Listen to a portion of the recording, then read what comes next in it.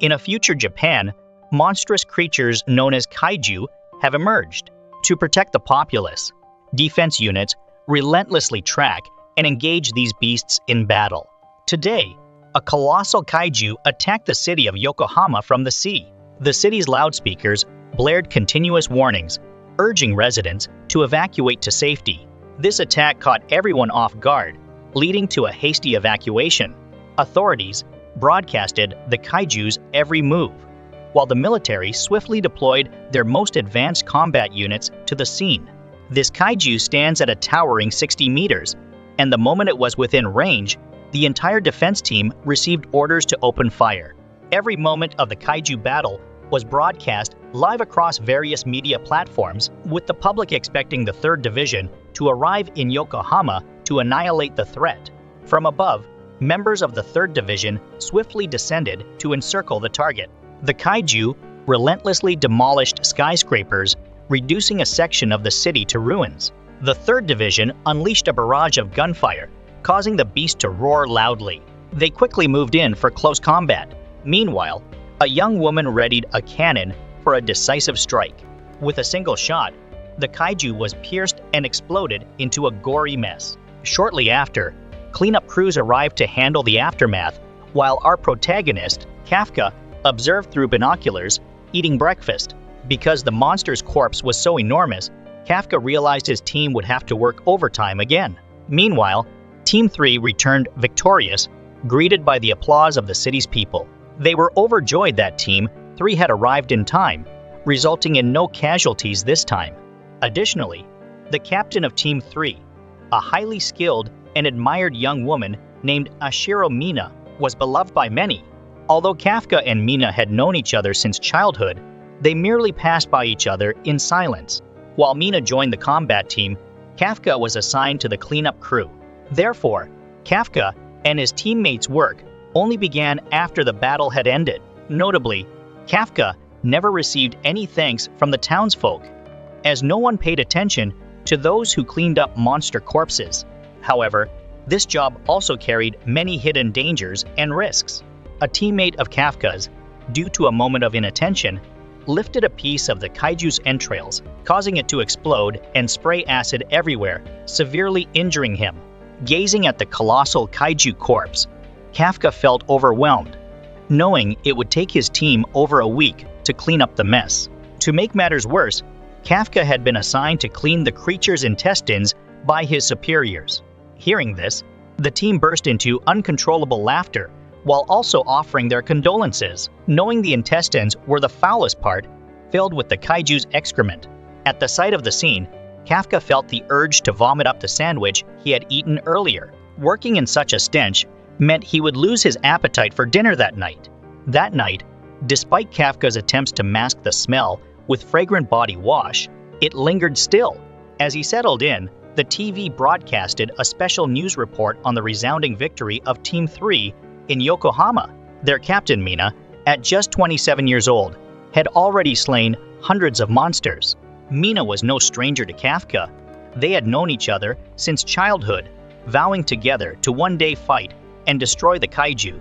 Seeing Mina, with her commanding presence and widespread fame, Kafka couldn't help but feel a pang of inadequacy.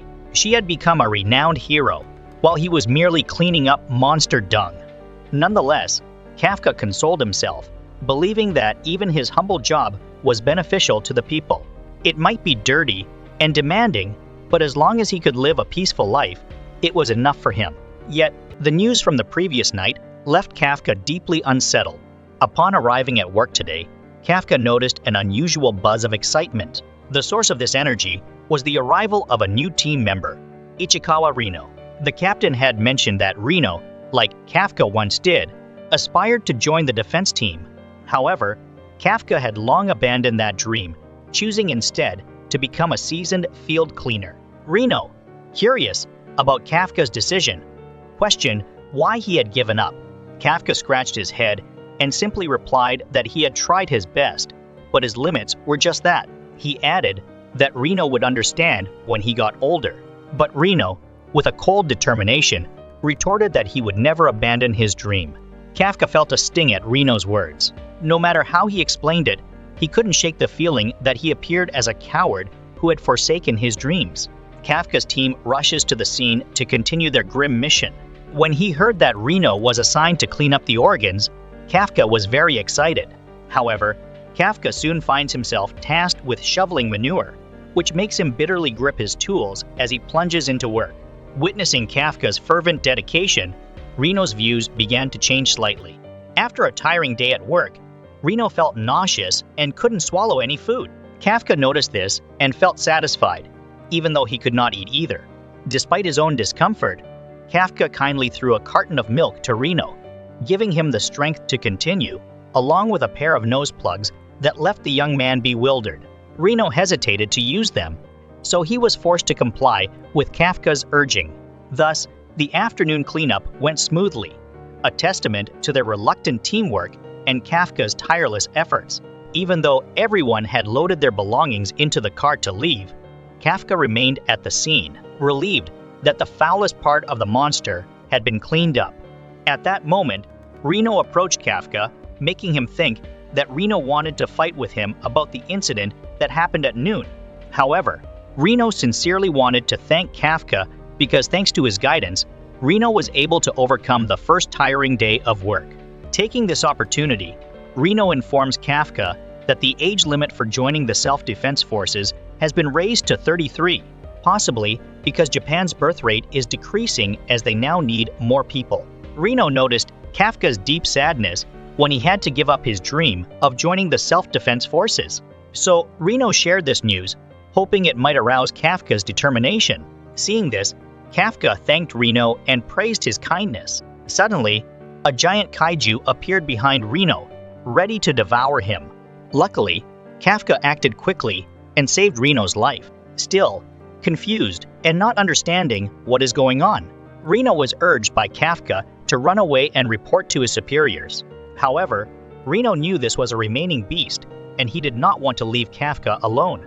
Kafka had to scream, telling Reno to run and survive so he could achieve his dream of joining the self-defense forces. When Reno complied, Kafka smiled and prepared to face the monster. To ensure Reno's escape, Kafka lured the beast in the opposite direction, but after a tiring day of work, his legs felt exhausted. As he ran, Kafka noticed an empty building ahead. He rushed inside just before the monster's hands could reach him. Kafka knew it wasn't safe to hide in the building, so he quickly ran toward the glass door and rushed out. At that moment, his childhood memories with Mina came rushing back. Mina was heartbroken when their hometown was destroyed by kaiju and her beloved pet cat had just passed away. While Mina was grieving, Kafka was extremely angry because his game was interrupted by a monster attack. Seeing their houses and streets in ruins fueled their determination to join the self-defense forces and destroy kaiju. Even though they were only elementary school students, they competed with each other, dreaming of who would become the coolest member of the group and destroy the most monsters in the future. Therefore, Kafka had to try to survive to fulfill his old promise to Mina. However, the monster is closing in on Kafka, making him doubt his ability to escape. Armed with an iron rod, Kafka is forced to confront the monster, but he doesn't know where to strike to defeat it. The monster attacked him with a powerful blow, sending him flying far away. As he lay there, the promise he made to Mina reappeared in his mind. But Kafka found himself completely helpless at this moment. The beast became more and more ferocious, and Kafka was so seriously injured in his leg that he could no longer run. Then, the monster opened its jaws wide, ready to swallow Kafka whole. But Reno arrived just in time, delivering a powerful punch to the monster's face, dislocating its jaw. Reno informed Kafka that he had reported to their superiors. Reno returned because he could not let Kafka suffer the danger alone, knowing that a coward could never become a member of the defense team. Hearing that, Kafka felt useless and unable to do anything. As a child, Kafka failed to protect Mina's pet cat, and now he finds himself endangering Reno. At the most critical moment, a white tiger rushed forward, accompanied by gunshots, causing the kaiju to break into pieces. Kafka was amazed when he saw the monster fall, and the white tiger that saved his life turned out to be Mina's current pet. After rescuing Kafka, she coldly turns away and continues to hunt down the remaining monsters. leaving Kafka to grapple with his own shame. That night, Kafka had to admit that Mina was extraordinary, able to defeat the monster in the blink of an eye. Kafka realized that Mina had reached a level that he could never reach. Deep in thought, Kafka was startled by Reno's voice next to him. Reno comments that Kafka looks cool today for staying to save him, and without Kafka's help, Reno wouldn't be able to survive. Reno believes that Kafka must join the defense team. Kafka, remembering his promise to Mina, decides to face reality and stop turning a blind eye. He thanks Reno for the advice and admits that giving up on his dream was a terrible mistake, so he will try to become a member of the defense team again. As soon as he finished speaking, a monstrous insect appeared in front of Kafka, causing him to panic. Before he could scream, it crawled into his mouth, leaving him speechless. Kafka's body began to change, causing extreme pain. Reno thought that Kafka was still in pain from his previous injury, so he pulled open the curtain and was shocked to see a kaiju wrapped in a blanket sitting on the bed. When Kafka looked in the mirror, he frantically tried to explain, but Reno didn't understand.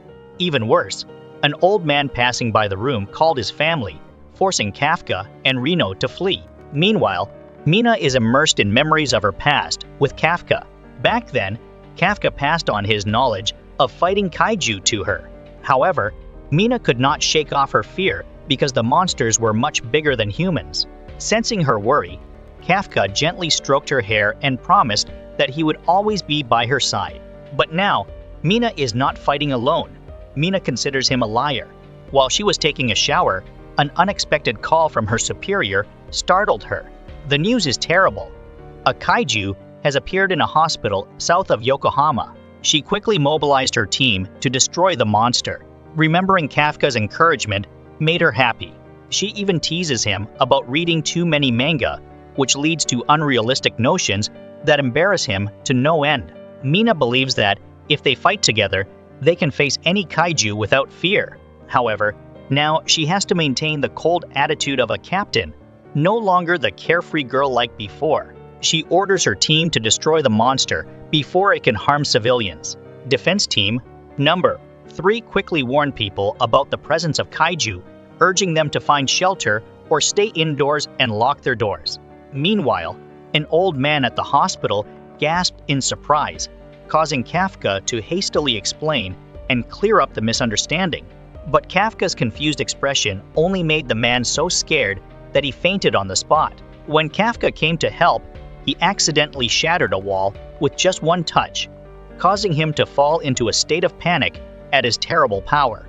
At this time, the patient in the next room woke up and discovered the monster in the hospital. Reno quickly urged Kafka to run away before the defense team arrived. With just a slight push, Kafka smashed the window to Reno's surprise. Kafka is surprised by the incredible power of his kaiju form, but knows this is not the time to play around. They both jumped out the window. While Reno only jumped a short distance, Kafka jumped dozens of meters. Defense Team 3 quickly made its way to the hospital when they were informed that the kaiju were heading towards the evacuation zone. Reno wondered when Kafka had turned into a kaiju, and Kafka, while still trying to control his newfound powers, his body was changing erratically. Kafka's monstrous tongue stuck out to catch a roadside crow to eat to quench his hunger, but this helped him restore his original kaiju form. But soon, Kafka faced another problem. He needed to go to the bathroom, but didn't know how in his new body. Unable to hold it in anymore, he relaxed. 2 streams of water gushed out from his chest, making him both relieved and extremely embarrassed as he urinated in public for the first time. Reno reminds Kafka that this is no time to be ashamed. They had to keep running, because falling into the hands of the defending team would surely mean he would be dissected. Kafka suddenly realizes that, in this form, he can no longer join the defense team and fight alongside Mina, causing him great sadness. As they flee, Reno discovers a boundary ahead that once crossed, they will be safe from further encounters with humans. However, Kafka suddenly felt an animal slithering underground. The defense team receives word that another monster has appeared in the city. Mina orders the team to split into 2 groups to deal with both creatures simultaneously, with her taking on the newly emerged monster. Kafka notices that this monster is similar to the one Mina defeated earlier. Reno believes that with the defense divided, this is Kafka's chance to escape. Due to Kafka's situation, the people evacuated and he hoped no one would die that night. Unfortunately, the monster destroyed many houses, trapping a mother and child in the rubble. Despite the mother's request for her daughter to run away first, the girl remained, trying to find a way to save her mother. The monster, detecting their scent, rushed through the debris, poking its terrifying face inside. The mother begged her daughter to leave her, but the girl refused. Fortunately, Kafka arrived in time, threw a powerful punch into the monster's mouth, sending it flying hundreds of meters away. The onlookers were amazed at his terrible strength. Seeing the girl, Kafka walked closer to check on her, but his fierce expression scared her so much that she shed tears. As Kafka cleans up the rubble, Reno arrives and reassures her that the girl's mother is only unconscious but not in danger of her life. The monster returns quickly, causing Kafka to entrust mother and child to Reno while he stays behind to test the true extent of his monstrous power. Sensing that Kafka was accumulating great strength, Reno led both mother and son back to a safe distance. Kafka used all his strength to throw a thunderous punch at the monster. The monster's giant body exploded, blood splashing everywhere, leaving Kafka stunned and unable to believe in his own strength. Reno witnesses this, realizing Kafka's potential danger, concluding that he must not become an enemy of humanity. After killing the beast, Kafka told Reno to take mother and child to the hospital. However, his scary appearance made her too scared to face him. Understanding this, Kafka gently approached her, assuring her that the defense team would arrive soon and that he would leave immediately. As he turned away in a sad mood, the girl finally mustered up the courage to thank him, reminding Kafka of Mina's thanks when he was young.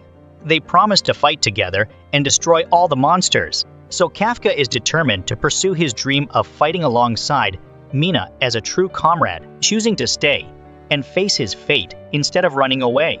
Seeing Reno's confusion, Kafka took off his strange armor and announced that he would try to move to the position accompanying Mina. Meanwhile, Mina's group arrived at the scene and saw that the creature had turned into a bloody mess. Curious about what happened, Mina asked the girl, who was still shaking from witnessing the horrifying scene just now. Mina reassures her, promising to defeat the monsters, causing the girl to beg for mercy for the kind monster who saved her mother. Based on her testimony, the defense team referred to this entity as Kaiju No. Despite their efforts, the creature disappeared, and the public remains uneasy 3 months later. Kaiju No. 8 is the first monster the defense team has been unable to destroy since its formation. Today, Reno and Kafka received notice about the upcoming entrance exam. Although Kafka applied for the audition every year without success, every year his teammates had to organize a condolence party for him. Upon seeing the announcement, Reno was happy to have passed the first test and eagerly shared the news with Kafka. On the way, Reno secretly read Kafka's announcement and saw that he had also been accepted. Their teammates are excited for Kafka, especially because at 32 years old, this is his last chance. At that moment, Kafka was having breakfast on the corpse of a monster when Reno eagerly approached to share the news. Seeing Kafka in a strange form, Reno angrily kicked him and flew towards him. Kafka, unaware of his transformation, realizes that he cannot completely hide his monstrous features, including his protruding fangs, much to Reno's dismay. 3 months earlier, Reno had successfully hidden Kafka's identity from the defense team. Although Kafka has not yet been exposed to his beast form, he still has difficulty controlling his transformation.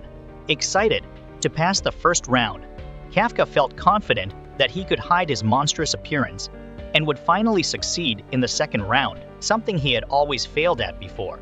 However, Reno was worried. If Kafka's true nature is revealed during the exam, he will be instantly destroyed. Despite Reno's worries, Kafka is determined to seize this last chance to join the defense team and fight alongside Mina. After hearing this, Reno agreed to accompany him on the exam. However, Kafka transforms back into his monster form just to open the water bottle, making Reno angry. After much pleading and rolling on the ground, Reno finally allowed Kafka to take the exam, but insisted that he must be serious and not act around anymore. Kafka vowed not to repeat past failures because he knew that this was the last chance for a man like him who had turned 32. 10 days later, the second round of recruitment took place at the base west of Tokyo. When Kafka and Reno arrived, they were surprised by the large scale of the facility, which was also where the Rapid Response Self-Defense Force was located. In case of emergency, they will join forces with the defense team to protect Tokyo. Reno thought that if Kafka transformed here, he would be shot down immediately. Soon, more contestants arrived, all showing determination, and Kafka knew he couldn't be left behind. As he was about to enter, a girl came up and called him uncle, which made him angry because he was only 32 years old. Even Reno admitted that Kafka looked like an uncle, much to his embarrassment. The girl who introduced herself as Shinomiya Kikoru was upset because Kafka's old car was parked at number 55, her lucky number. Annoyed, Kafka wanted to teach her a lesson, but she took off her coat, revealing her special outfit, and easily lifted his car aside, terrifying Kafka because it belonged to his company. When he learned the girl's name was Shinomiya, Reno realized she was not a normal person. Kikoru, using his keen sense of smell, detected the monster's scent on Kafka. Reno quickly explained that they both worked on a cleaning crew, so his body was covered in the beast's stench. Kafka then adjusted his bike, surprising Kikoru, who thought he was wearing the same outfit as her. He introduced himself to contestant number 2032 and told her to remember it. However, her butler parked their luxury car in spot 55, leaving Kafka with no parking space. Kikoru claims that she originally came to judge the contestants but would make Kafka cry over his failure due to his confident attitude, frustrating her. As she leaves, Reno scolds Kafka for recklessly using his powers, but Kafka only transforms the parts that Kikoru cannot see. At that moment, a security guard approached, causing the two to stop their conversation. However, Reno still warns Kafka that if he risks transforming again, he will no longer associate with him. They then headed towards the building to participate in the competition. For Kafka, this is the last chance to stand next to Mina, so he is determined not to give up. Kafka, along with other contestants, struggled to pass the physical test. Normally, Kafka can handle heavy tasks with ease, but now he finds it difficult to keep up with the younger participants. The second test is divided into two parts, a physical test and an aptitude test. Because Kafka possesses special talent, he aims to get a high score on the physical test. However, even simple tasks like climbing the pull-up bar exhausted him, making him feel like an old man. Although he contemplated using his immense power, Kafka knew it was not a good choice. In the end, he ranked 219th out of 225 contestants, and Kikoru ranked 5th. She immediately went to mock him, reminding him of how he once boasted that he remembered the name Hibino Kafka. Now, feeling deeply humiliated, Kafka tells Kikoru that she should forget his name, and she walks away satisfied, leaving Kafka in deep shame. Reno is glad that Kafka didn't use his incredible strength during the competition, but Kafka is not happy about trying to impress others and failing. Meanwhile, Mina receives a report from the vice captain of Team 3. He informs her that the exam has many interesting candidates, including Kafka, her old acquaintance. Mina chose to ignore this and invited the deputy to continue reporting on the contestants. According to the deputy minister, the outstanding candidate is Izumo Haruichi, the best graduate of the University of Tokyo, and believes he will be the most promising. Another notable candidate is Aiharu, also a top graduate of a conquest school. In a recent strength competition, he placed third. Next is Aoi, who ranked first in the strength competition. Aoi left the self-defense forces to join the self-defense team. Reno observed that this year's contestants were all talents from monster hunting schools, possessing such high skills and qualifications that it made Kafka wary. Among them is Shinomiya Kikoru, who graduated as the top student from California Monster Hunter College at the age of 16. Every talented contestant in this competition aims to beat her. Upon hearing this, Kafka realized he had encountered a formidable figure. He immediately went to ask about Kikoru, but was brutally beaten by her guards.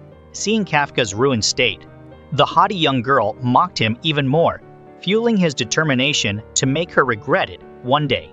Reno mentions that cleaning up monster corpses is also part of the talent test, as upper management recognizes the importance of knowledge of monster anatomy in exterminating them.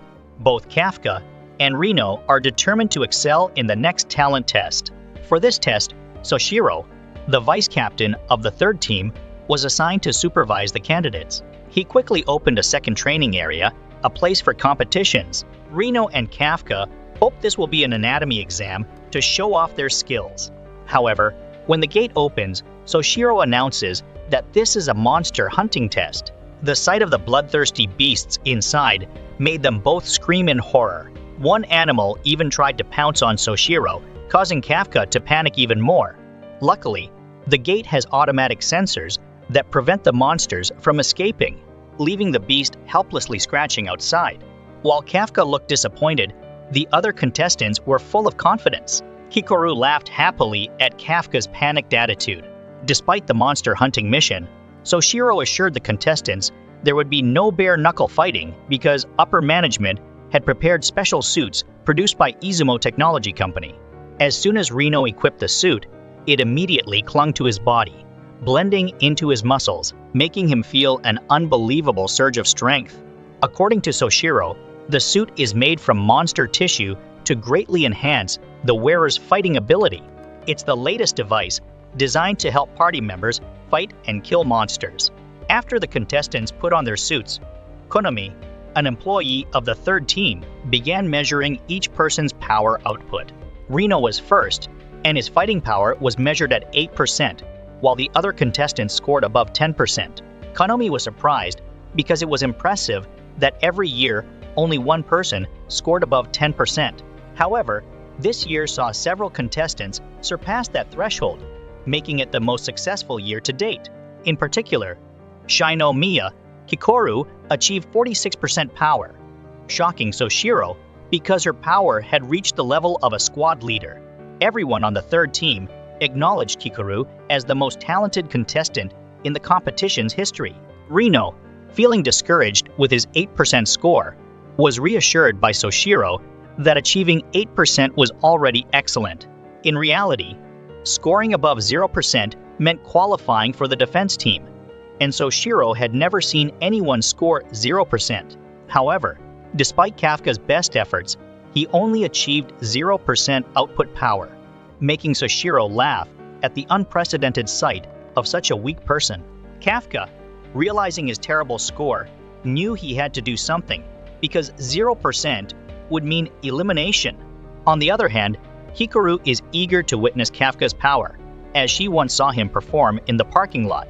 When everyone was ready, Soshiro announced the start of the test and quickly led the candidates to the practice area where he explained the content of the test. In this epic challenge, the goal is clear. Each participant must destroy 36 monsters scattered throughout the training ground. These terrifying creatures are captured by Team 3 and become the final test for the cadets.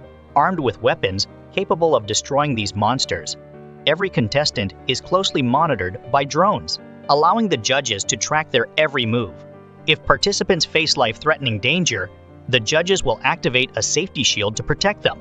However, using this shield means instant elimination. Soshiro sternly warns that the competition does not guarantee survival, only urging everyone to be willing to move forward. At Soshiro's signal, the contestants rushed into the battlefield. Hikaru, with his extraordinary skill, skillfully ran along the vertical surfaces of the ruined buildings, quickly locating his target. With her first shot, she easily defeated a monster. As the others were trying to find their bearings, Hikaru claimed to have killed the second monster, leaving both the participants and the judges in awe of her strength. Meanwhile, Kafka struggled under the weight of the heavy gun, his movements slow and labored. For those with 0% power activation, the suit provides no additional power. Noticing Kafka's difficulty, Soshiro announced that Captain Mina would personally observe the test via monitor. Just mentioning Mina's name rekindled Kafka's determination. Despite his limitations, he is determined to give his all for this last chance. Kafka discussed with Reno the purpose behind the drones tracking each contestant. The goal is not to count the number of beasts killed, but to study the actions of the contestants under real conditions. Kafka's offensive ability was rated as the lowest, causing him to change his strategy to support his teammates, hoping this cooperative effort would improve their chances of success. As Kafka and Reno sprint down the street, they discover Izumo's team, including Aoi, fighting a formidable monster. Seeing this, Kafka and Reno rush to assist. Kafka observed that the creature's claws resembled horseshoes, a familiar sight, as he had once cleaned up the aftermath of a similar monster. Armed with explosive grenades, Kafka hurled one at the monster, disorienting it with a deafening explosion. He explains that the creature relies on its heightened hearing due to its blindness, making it vulnerable to such attacks. Kafka advised Izumo to aim for the creature's belly, its weakest point, and with precise shots, the team quickly took down the monster. Izumo turns around to thank Kafka, despite teasing him for being a Kikoru fanboy, which greatly upsets Kafka. Meanwhile, in the judge's room, Mina attentively watched Kafka on the screen. Kafka, determined to support more teams, acted quickly, leveraging his extensive experience in monster anatomy from millions of cleanups. Suddenly, another beast rushed at him, delivering a powerful punch that caused Kafka to crash into the far wall and be seriously injured. The examiners noted his critical condition and realized he could no longer fight. As the monster approaches to destroy him, Soshiro prepares to activate the safety shield to save Kafka. Knowing that using the shield means being eliminated, Kafka is determined to stand up and continue the fight. He couldn't let Mina see himself defeated so easily. His pride and determination pushed him beyond his limits. When Kafka faced the monster's teeth, Soshiro felt very disappointed, fearing that Kafka was about to be eliminated. But at that moment, a shot rang out, knocking the creature down. The shooter was none other than the genius Shinomiya Kikoru, who declared that no one would die on her battlefield. She taunted Kafka, who was crawling on the ground, giving him more determination. Kikoru quickly turned his attention to the more formidable monsters, destroying them with ease, much to the amazement of the other contestants. It's hard to believe that the same outfit can be used so differently. Meanwhile, Kafka, with a broken leg, is risking his life to join the fight. Soshiro warns him that his condition is deteriorating and that continuing to fight could cause internal injuries. Kafka was extremely desperate, fearing he might never stand beside Mina again, while his teammates would leave him behind. With great effort, Kafka tried to stand up, shocking Soshiro. Despite his pitiful circumstances, Kafka was determined to devote his life to this competition. The judges were surprised that Kafka's suit performance index increased by 0.01%. Kafka knew Mina was watching him through the screen, so he vowed not to give up this time. Even though he was in great pain, he still stood as if he was not injured. Soshiro, impressed by his determination, allowed him to continue, although on the condition that he would activate the safety shield if Kafka was in danger again. Reno stepped forward and expressed his full support for the remainder of the test. He had helped Kafka many times before, and Kafka once again placed all his trust in him. Reno ended up carrying Kafka on his back, a sight that made Soshiro laugh. The duo even called their strategy a grand merger plan, although the position puts Reno a bit to shame. Taking advantage of his suit's abilities, Reno becomes Kafka's legs, while Soshiro considers recruiting them both to increase the team's entertainment. As Reno accelerated, Kafka's face contorted comically. Meanwhile, the other contestants continue their fight against the monsters, and Kikoru continuously destroys the beasts as she passes by. As Kafka rushed to aid his comrades, he was unaware of Kikoru's relentless attack on the battlefield. Agile and deadly, she dispatches each monster with precision without assistance. With only one bullet left to take down the last creature, Kikoru switched to using an iron rod, her speed so fast that even the surveillance staff struggled to keep up. Kikoru launched himself towards the last creature, using a grenade to stun it. She then jumped high, using her foot to stab the monster's jaw before delivering the final fatal shot. When the monster's giant body collapsed, signaling the end of the exam, the judges quickly notified the other contestants and retrieved the surveillance drone. When Kafka heard this, he felt a pang of pain because the formidable Kikoru had completed his mission before he could act. The comedy duo Kafka and Reno officially disbanded. Seeing that the exam ended so quickly, Soshiro also felt a bit bored. He had meticulously prepared the battlefield, but the inspection ended quickly. Captain Mina was extremely impressed by Kikoru's performance, emphasizing that her thorough cleaning resulted in minimal injuries to the participants. Soshiro cannot help but admire Kikoru, the daughter of Commander-in-Chief Shinomiya, believing that she will become the backbone of the defense force and a beacon of hope for Japan. After defeating the creature, Kikoru stood in silent contemplation, silently asking her father if her performance met his expectations of perfection. At this moment, Kafka noticed a mysterious figure disguised as a monster appearing behind her, shooting Kikoru and injuring her. Kafka and the others are horrified when the fallen creatures begin to revive and transform, making Kafka extremely worried for Kikoru's safety.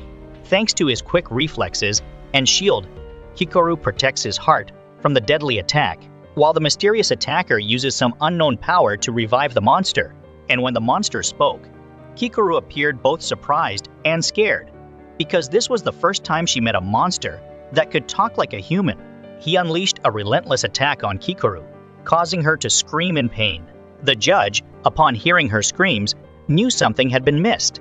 Drone footage showed that the monsters they had just defeated were revived, and their power had increased significantly. Kikoru, after being beaten many times, could no longer hold his weapon. Sensing the danger, Mina suggested deploying shields for the candidates and urged Soshiro to move to the exam site. The judges quickly issued a danger warning and instructed the contestants to find the nearest shelter. However, Kikoru chose to stay and confront the revived beast, determined to stop it from harming others while she remained on the training ground. She aims to become the image of perfection in her father's eyes. But then, the creature attacks Kikoru, causing her to crash into the wall. In this dangerous moment, her childhood memories reappeared. Kikoru always excelled in exams and was admired by her friends, but unlike them, she never received praise from her father. This left her feeling lonely, with no one to confide in except the family butler, who reassured her that her father was indeed proud. Elated by these words, Kikoru eagerly went home to share her success, but her father said it was nothing to be proud of. He always wanted her to be the best, not only for the future of the country, but also to honor the memory of her late mother. Now, carrying his father's expectations, Kikoru stands up to fight again.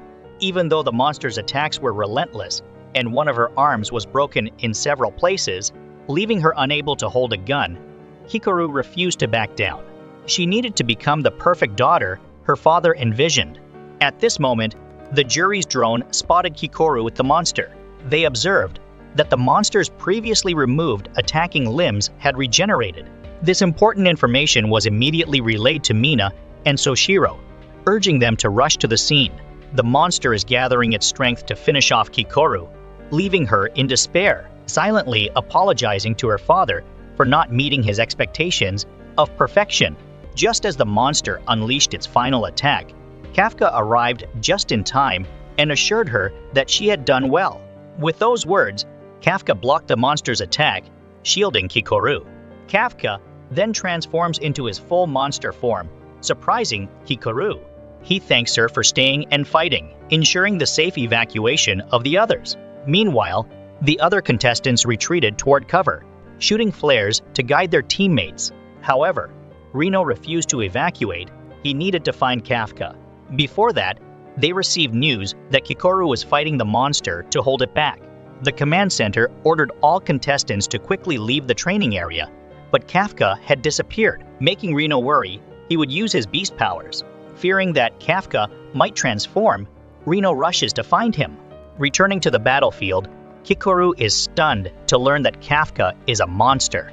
Kafka, casting aside all pride, begged Kikoru not to reveal his secret. Kikoru then deflected the monster's attack with a powerful punch. Kafka promises to explain everything once they defeat the creature. When Kafka transformed, the judges initially mistook him for a new monster.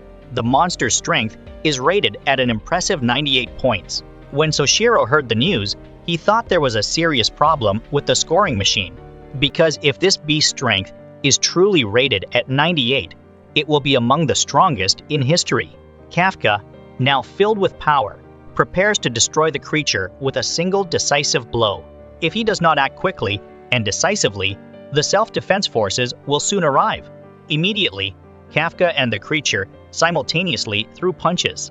However, Kafka's punch, which was much stronger, destroyed the monster's body, causing Kikoru's eyes to widen in surprise. This creature, after receiving a godlike punch from Saitama, collapsed and blood splattered.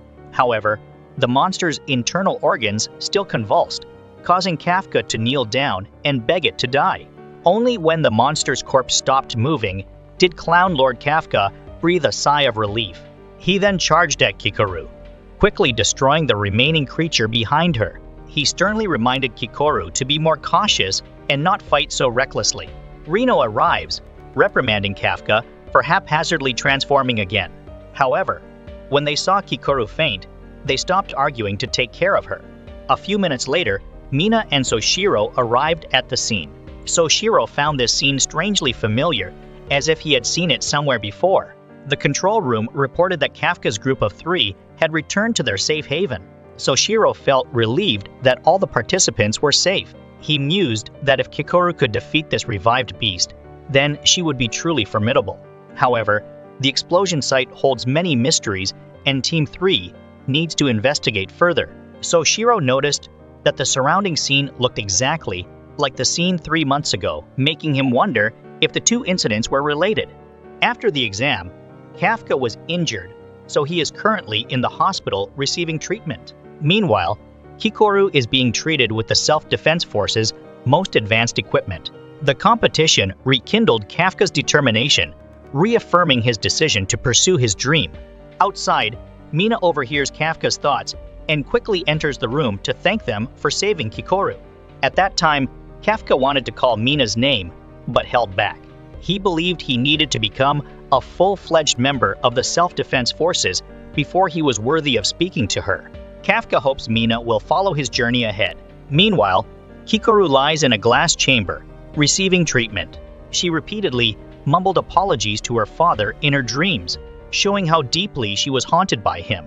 When she woke up, she saw Deputy Captain Soshiro in the room. He informed her that the entire team was exhausted from the revived beasts and relied on her in the brave battle against the creature, so no one lost their lives. Seeing Kikoru's unusual expression, Soshiro questions whether she was the one who defeated the creature. Remembering Kafka's smile, she confidently declared that she was the one who killed the beast. Meanwhile, a mysterious beast hears news of the attack it staged and is shocked that there were no casualties. This entity cannot believe that the Defense Force captain has the power to wipe out his entire army of monsters. Additionally, it is learned that the self-defense forces are pursuing monster number 8, although they have no idea who this might be. Upon receiving the call, the beast transforms back into human form, revealing himself to be a worker on Kafka's old cleaning crew, possessing the same ability to transform into a monster. After all these events, Reno believes that Kafka has become much more trustworthy. However, on his first day back to work, Kafka was in tears because he was afraid he would be tasked with cleaning up monsters again. At that moment, their superiors arrived with a letter from the self-defense forces announcing the exam results. Both Kafka and Reno were too nervous to open them. This is Kafka's last chance to fight alongside Mina. When he finally opened the letter, Kafka was stunned and silent. Before long, the successful candidates gathered at the base, including many talented individuals from the past exam. Shinomiya Kikoru has emerged as the top scorer with a perfect score, receiving the admiration of everyone around him. Reno makes a new acquaintance, a young man named Aiharu, who wonders if Kafka will slip by. Before Reno could answer, Captain Mina entered the hall with a solemn demeanor that made everyone respect her. And when Mina stepped onto the stage, Kikoru stood before everyone to take a solemn oath. Approaching Mina, Kikoru vowed that she and the 27 others present would devote themselves wholeheartedly. On this occasion, Mina thanked Kikoru for her help in the recent incident. However, it was Kafka who really had the credit, and Kikoru felt dissatisfied, especially when Kafka was not present. Before that, Kafka arrived in time to fight and protect Kikoru, saying caring words to her that made her very emotional. Kikoru is eager to learn about Kafka's beast form and hopes he will be present. To her surprise and joy, Kafka, the venerable clown, appeared. It is known that Team 3 intended to fail Kafka in the recent exam due to his low physical score and zero talent score. Upon hearing this, Mina remained silent in front of the council. Only Soshiro accepted Kafka into the defense team, noting Kafka's enthusiasm in supporting his teammates during combat trials. Soshiro considers Kafka to be a real clown and wishes to have him on the team. However, Kafka was only accepted into the reserve and was not promoted to officer rank like other candidates, so Mina made him wait outside without calling him in. Everyone was surprised when Kafka was chosen as a reserve. In particular, Kikoru was very pleased because she had many things she wanted to discuss with him. When all the candidates are present, the captain prepares to announce the most important part. Mina began by thanking everyone for volunteering to join the security team. Over the years, monsters appear with increasing power, even coming back to life after death. This escalation proves that the task of destroying these creatures is becoming more and more dangerous. There is no guarantee that everyone present will survive their battle. Even so, Mina still begged everyone to entrust their lives to her. She vows to be both shield and spear, leading them to victory. When Kafka heard Mina's speech, his spirit flared with determination, causing him to shout that he would try to stand by her side. Upon hearing Kafka's outburst, the entire hall turned to stare at him as if he were a strange creature. They couldn't believe that a 32-year-old man would address the captain so intimately. Although Mina was extremely emotional, she still remained calm like a captain and punished Kafka with 100 push UPS for his disrespectful behavior of calling her by her name. Soshiro couldn't help but laugh at this unexpectedly humorous scene, especially because this was the first time he saw Mina smile.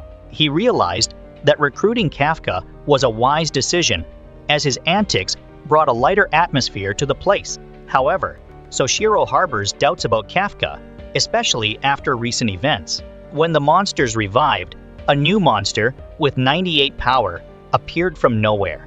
At first, Soshiro thought it was a sensor error, but it turned out there was no mistake at all. Kafka's suit lacks compatibility, marking him as a unique individual. So, Soshiro decides to keep Kafka by his side until he discovers his secret. After Kafka completed 100 push UPS, everyone applauded. Kikoru, wanting to have a private conversation, quickly led Kafka away, much to the amusement of the others, as they teased her about confessing to the funny man. Kikoru gasped when he learned that Kafka had consumed a kaiju and transformed into one of them. She then calmly warned Kafka that if discovered, he would become a military experiment, or worse, used as a weapon due to his formidable kaiju powers. Kafka was extremely worried and begged Kikoru to keep it a secret. She assures him that she will do so, as he is her savior, but warns that if he becomes a threat to humanity, she will not hesitate to take him down. Kafka agrees and says that if that day comes, she should do what she has to do. The next day, Reno faced his first training session as an officer of the defense team. His mission is to shoot down all targets in the shortest time. Reno completed his mission in 2 minutes and 53 seconds. His strength index increased by 18%. Soshiro was surprised at Reno's rapid progress in such a short time. Aiharu, feeling a bit jealous of Reno's new record, tried his best in his exercises. He completed his mission in 2 minutes and 15 seconds with a power rating of 20%, proudly showing off to Reno that he had defeated him this time. However, their victory was overshadowed when Kikoru completed his workout in just 1 minute and 16 seconds with an incredible power index of 55%. She mocked the boys, calling them childish and weak. This motivated Haruichi and Aoi to try harder, both now having a strength stat of 25%. They strive to break personal records, determined not to fall behind. Then there was Kafka, the team's clown, who completed the workout in a record-breaking time of 6 minutes and 39 seconds, even though his strength index increased by 1%. He eagerly showed off his results to Kikoru and asked to be praised. But Soshiro warned Kafka that if he didn't improve, he would be kicked out of the team after 3 months. This grave news wiped the smile off Kafka's face. Before ending practice, Soshiro had the new recruits run 10 laps around the practice field. When they complained, he increased it to 15 rounds, appearing pleased that the new recruits were getting stronger. After practice, the new recruits clean up and shower together. Aiharu is always competitive, challenging Rino to see who has bigger muscles. But in reality, they are both equally skinny. Kafka saw this and proudly showed off his muscles like a hard-working 32-year-old guy. However, it's all just for show, because his belly has long since turned into a beer belly. At that moment, Aoi walked in with rippling muscles, making the other boys silent in embarrassment. Kafka felt a rare moment of joy when he was with his teammates. Meanwhile, Kikoru has just finished bathing and begins to see the captain waiting. She couldn't help but notice Mina's perfectly toned muscles and immediately asked how she was able to achieve such a figure. After that, Mina shared her regular practice routine, making Kikoru very surprised by the captain's unexpected enthusiasm and closeness. Back in the men's bathroom, Aiharu asked everyone why they were so determined to join the defense team. Aiharu shared that he participated because of Captain Mina. When he was young, Mina saved him from a monster, and from that moment on, he admired her greatly, making him determined to join the defense team so he could accompany Mina. Others in the group also admitted to somewhat admiring the female captain because they were influenced by her impressive poster. Kafka, surprised by Mina's idol status, was later questioned about his own reasons for participating. After a moment of hesitation, he reveals that Mina is his childhood friend and they have sworn to join the defense team together, a revelation that makes the group jealous. When Kafka tried to sneak away, they made him stay and share more of his story, from their shared childhood memories to their captain's secret loves. Kafka's stories flow freely, leaving the boys in the sauna completely stunned. Seeing this, Kikoru couldn't help but exclaim how stupid these men were. Since that day, the Self-Defense Forces training regime has become increasingly harsh. After physical exercises, recruits are trained in siege tactics and monster attacks. And when practice ends, everyone retreats to the sauna to practice endurance. The intense drills require so much energy that everyone eats as much as they can. Over time, the recruits grew stronger and more disciplined, the military environment sharpening their determination and spirit. Occasionally, Mina brings her pets to training sessions, much to Kafka's panic. As time passed, the bond between them grew stronger. Not only do they live together, but they also share a house and sleep together at night. However, Kafka, the older of them, had to work twice as hard to make up for his disadvantage. During one such night, Deputy Captain Soshiro came to see Kafka, urging him to rest. However, Kafka insisted he needed to do his best to stay with the team. Soshiro saw that Kafka's efforts were due to his loyalty to his captain. During their last bath together, Kafka revealed every story, leaving out no detail. Kafka admits he swore to fight alongside Mina, which makes Soshiro suspect that Kafka may be eyeing his position as vice captain.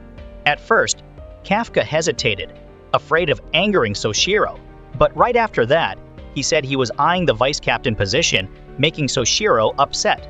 Soshiro agreed to let Kafka study for 2 more hours, but made it clear that he would never give up his role. He also warned Kafka not to get too close to others, because in this place, anything could happen. At that moment, the base was suddenly filled with the alarm that a monster had appeared. The whole team quickly woke up and prepared their things. Soshiro reminds Kafka to prepare himself for his first mission. When the warning sounded, Mina rushed to the control room to assess the situation. Evacuation procedures are proceeding rapidly, with ground defense forces deployed to escort civilians to safety. A command center was established in the city's largest shopping mall, serving as an information center for all monster-related data for officers on the front lines. Reports indicate that the monster is entering a breeding phase with countless smaller beasts gathering around the main one. After assessing the potential damage, Mina chooses an ideal area to lure the main monster and takes it upon herself to destroy it as she did before. She wished the captain success in their mission. Mina's Team 3 then set off to the monster's location. Soshiro hopes everyone is mentally prepared for the monster hunt. Knowing the severity of the first mission, Kafka's face became tense, and Kikoru could hardly believe that monster number 8 was right in front of her. Meanwhile, Kafka feels nauseous because he ate too much, causing Kikoru to scream. The rest were speechless, surprised that the old man could still eat in such circumstances. By 4 a.m., the ground self-defense force had completed the evacuation. They also strategically placed tanks to target the main monster. Soshiro's team is now fully assembled at the designated sweep area, which will be the main battlefield to destroy the giant monster. The creature with a large body slowly entered the area, causing Soshiro to immediately inform everyone of the plan. Mina's team will take down the main monster. However, the situation is complicated by the rapid reproduction of countless smaller monsters. The area's limited resources and transportation make the raid more difficult, so everyone in the area must try to kill all the smaller monsters so that none of them escape.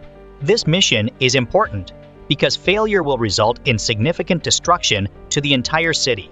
Additionally, the rookie team will be placed last, meaning Soshiro's group is the last line of defense against the monsters entering the city. After informing the new recruits about the entire plan, Soshiro hoped the young soldiers would demonstrate their abilities on the battlefield. The young warriors shouted in unison to raise their spirits before entering battle, and Soshiro eagerly awaited their performance. At this time, the ground self-defense force has set up an observation area, allowing the control room to monitor all developments on the battlefield. Captain Mina is expected to be ready in 3 minutes. Meanwhile, Kafka is contacting Reno, expressing his immense pressure as he needs to excel in this battle to avoid being expelled from the team by Soshiro. Although filled with anxiety, Kafka still felt a surge of excitement for the upcoming battle. Reno says the team will win their first mission. Soon, smaller monsters began to flood the scanning area. Kafka turned to Kikoru Nyanko, ready for action. Kafka's excitement peaked in such moments, but he maintained his sense of humor by crawling slowly to a lower position. Mina arrives at the sweep area on a military helicopter, and the control room assigns her a sniper position on top of a tall building. The other teams are ordered to simultaneously eliminate the smaller monsters and lure the main monsters into the scanning area. The ground defense forces begin their attack by launching a barrage of missiles at the main monster. Although the missiles did not hurt the creature, they did attract its attention. A direct blow to the rear will cause the animal to turn and slowly move into the scanning area. Soshiro eagerly expected that his rookie team would impress the seniors. Kafka realized that this was more than just a simple training exercise and remained calm and fearless. His suit, in perfect sync with his body, helps him unleash his fighting abilities. However, before he could act, a smaller monster attacked, sending Kafka flying into a pile of roadside trash. Nearby, veterans grumbled about looking after new recruits. Angered by their comments, Kikoru decides to prove himself. Without waiting for orders, she quickly killed a smaller monster, then jumped high, killing all nearby creatures in an instant. Her performance made veterans not believe she was a rookie. Even though she was buried in a trash can, Kafka still came up to praise her, making her heart beat so fast that her suit sent out a warning. Meanwhile, the other party members diligently slay smaller monsters, with Aiharu actively supporting the veterans. However, Aiharu still competes with Reno to see who can destroy more monsters. However, Reno, undeterred and without looking for help, set out alone to hunt down the monsters, earning Aiharu's admiration. His keen ability to choose the right type of ammunition to destroy them amazed everyone. With this skill, Reno believes he can destroy even more creatures. After proving this, Aiharu decides to give up competing and instead joins forces with Reno. Meanwhile, Aoi is engaged in a fierce solo battle with the remaining beasts, skillfully switching between bullet types to easily destroy them. From afar, Haruichi coordinated with Aoi to finish off the monsters. The good coordination between the two rookies surprised the veterans. Even their female captain is fascinated by Aoi and Haruichi. One has a wild demeanor, and the other is cool and collected, both exuding a cold aura. It turns out she was only enamored with their appearance skills and paid little attention to their fighting skills. However, she admits that Soshiro's rookie team is very talented. Not only do they boast high stats, but they also demonstrate exceptional fighting skills. The control room reports that most areas have been cleared of monsters, including those managed by Reno and Aiharu's team. When Kafka heard this, he felt like a burden to the group. However, he realized that the team had not yet discovered the weaknesses of these monsters. This is when Kafka demonstrates his knowledge of monster anatomy. Determined, Kafka rushed into the body of one of the monsters, leaving the veterans wondering what he intended to do.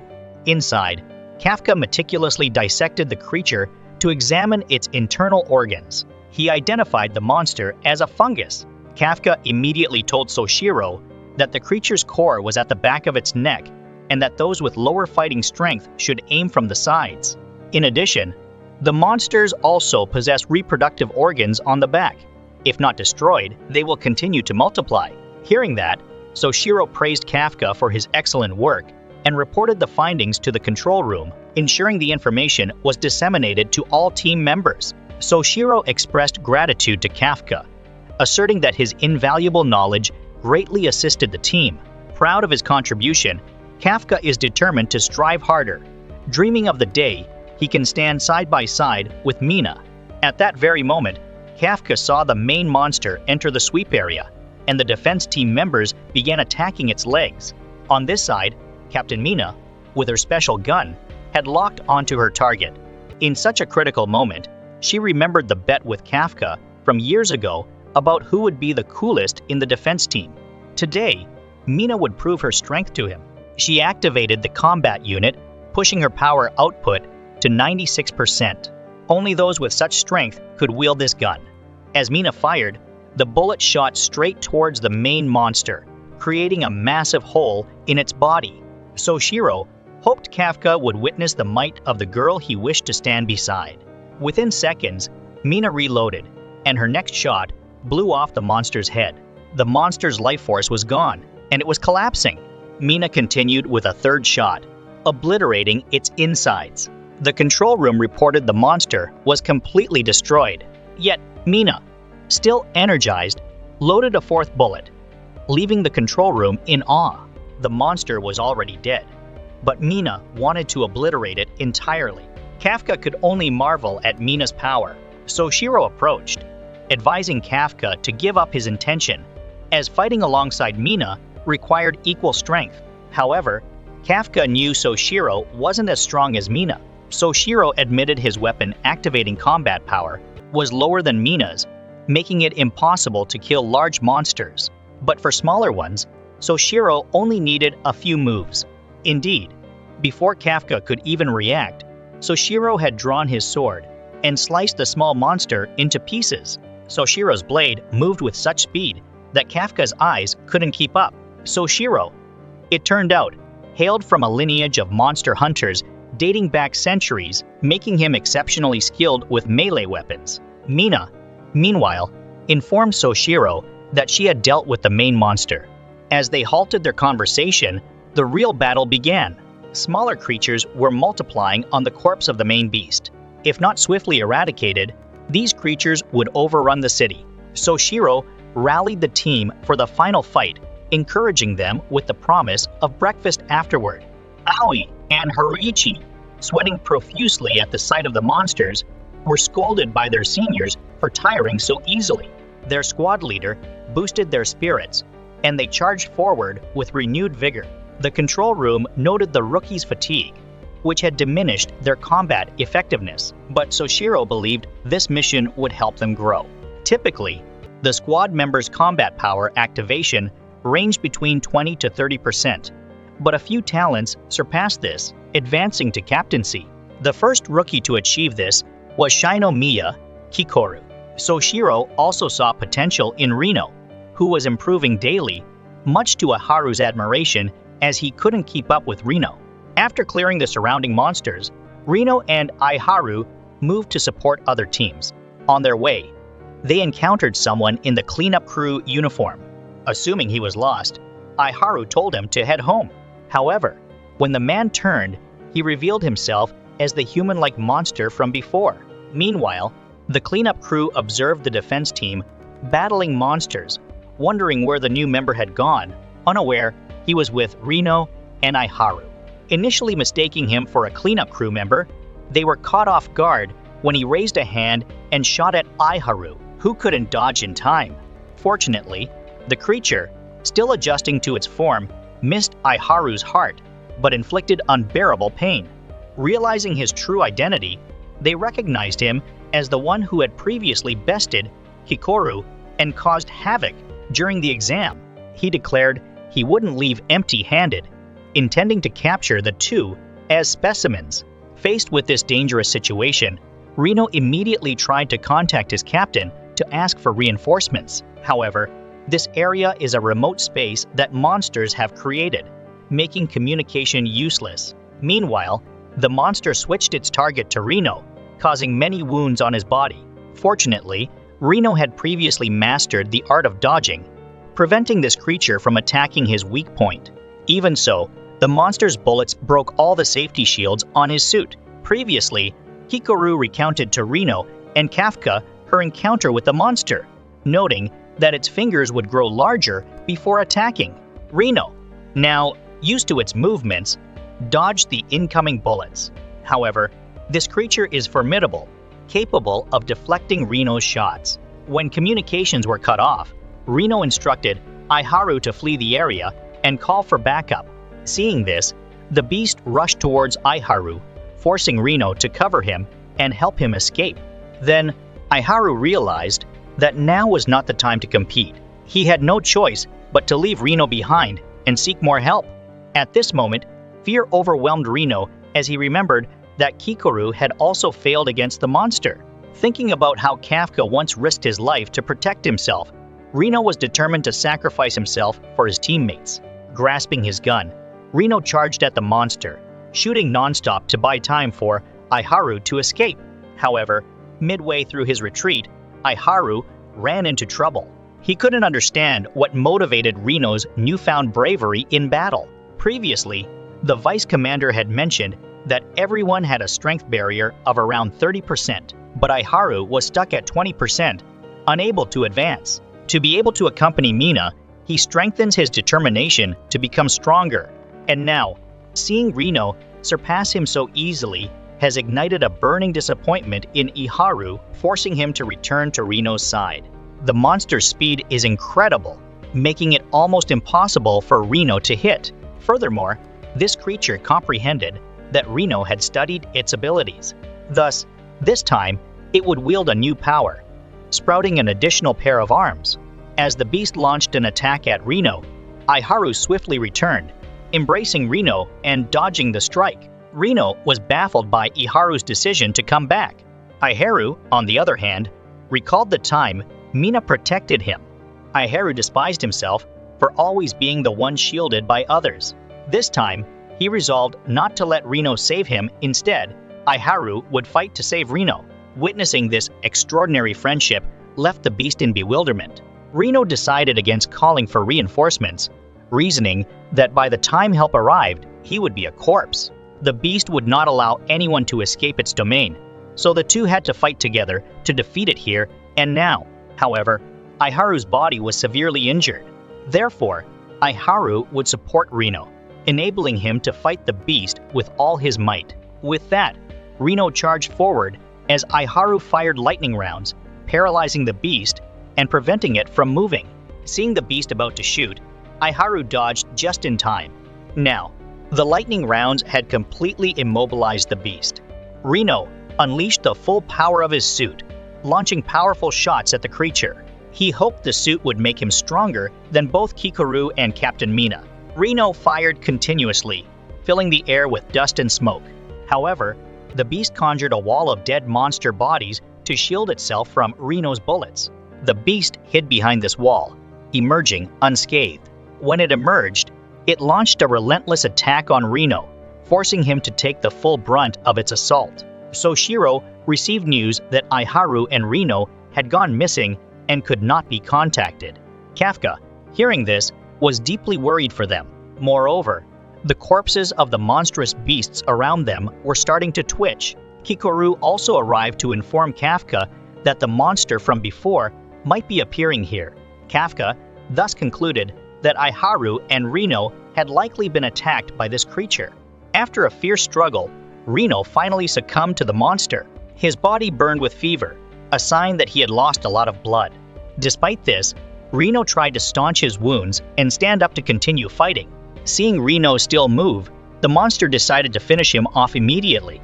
Aiharu desperately tried to stop it, but his electric bullets were swatted away. The monster even shot Aiharu twice to prevent further resistance.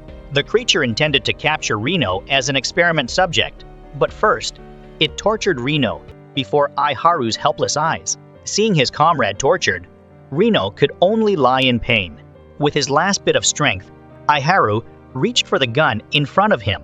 Though he hated to admit it, Aiharu saw Reno as an admirable warrior, hoping he could become a respected leader in the future. However, when Aiharu grasped the gun, he found it had been destroyed by the monster. The beast coldly pointed at Aiharu, preparing to send him to the afterlife alongside Reno. Aiharu, realizing he couldn't save Reno, desperately wished for any demon or monster to appear and rescue Reno. At the very moment the monster was about to finish off Aiharu, Kafka loomed behind it. With a single punch, Kafka sent the beast flying far away. The creature didn't even understand what had happened before its head was severed from its body. Seeing Reno gravely injured, Kafka apologized for his late arrival. Reno, however, felt guilty for forcing his brother to transform into his monstrous form. Meanwhile, Aiharu was astonished by the appearance of yet another humanoid beast. The mushroom-headed monster recognized its foe as Beast No 8. Kafka set Reno aside, reassuring him that everything would be fine. In truth, Kafka knew Reno could stop his own bleeding with his suit, a feat Kafka couldn't manage, leaving him feeling awkward. Reno advised Kafka to be cautious in their confrontation, knowing that while Kafka was formidable in his beast form, the opponent was equally powerful. The monster sensed Kafka's immense strength and sought to take his body. It shot Kafka to test his resilience, aware of Kafka's tough armor, planning to unleash its full power. Enraged by the attack on his comrades, Kafka let out a mighty roar, creating a shield that nullified all the monster's strikes, leaving the spectators in awe. Then, Kafka charged at the beast, unleashing a barrage of punches that knocked out its front teeth. The monster retreated behind a wall of corpses for defense and self-healing. Kafka, however, split the wall in two, leaving the beast bewildered by his strength. No matter how the monster defended, Kafka's relentless assault left it shattered. Overwhelmed by the damage, the monster began to fear. As it attempted to flee, Kafka delivered a powerful punch, immobilizing it. He then charged up an even more powerful strike to find and destroy the core within its body. Upon seeing the situation, the beast thought its end had come. Instantly, Kafka unleashed a thunderous punch that shook the very air and sent the creature flying far away. This mighty blow exposed the beast's innards along with its core. As Kafka closed in to deliver the final strike, denying the beast any chance of survival, two members of the defense team spotted him, halting his actions. On another front, Hikaru realized that mere bullets were no longer effective against the monstrous foes. Grabbing a nearby traffic sign, she charged and delivered a powerful slash, slicing a creature in half. Exhausted, she knew she had to find Kafka. Earlier, Kafka had left the formation to rescue Reno, and Aiharu, sensing that a beast was attacking them. Without hesitation, Kafka transformed into a monster before the astonished Kikoru. He asked her to handle everything in his absence. Meanwhile, the two defense team members reported to Soshiro that monster number 8 had appeared, prompting him to send a team to Kafka's location, causing Kikoru much concern. Seizing the moment when Kafka was distracted, the mysterious beast began to regenerate. As it tried to escape, Kafka, eager to recapture it, was forced to shield the defense team members from an attack. This act of protection left the beast astonished, as it couldn't believe monster number 8 would behave so humanly. The creature vowed to destroy Kafka next time and vanished. To evade the defense team, Kafka created a smokescreen and leaped to another spot. Though he didn't catch the mysterious beast, he was satisfied to have saved his comrades.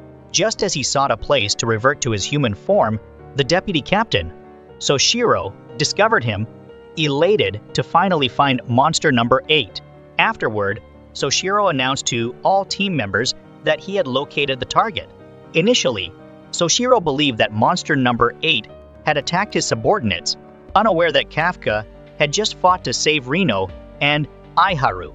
With lightning speed, Soshiro charged at Kafka, swinging his twin swords relentlessly, forcing Kafka to retreat and dodge. Kafka had witnessed the deputy captain's speed and strength before, and knew Soshiro excelled at eliminating medium and small-sized monsters. This made Kafka genuinely worried that Soshiro might take him down right there. Normally, Soshiro always had a cheerful expression, but now he bore the eyes of a clan of assassins specializing in hunting monsters. To defeat monster number 8, Soshiro unleashed the full power of his suit.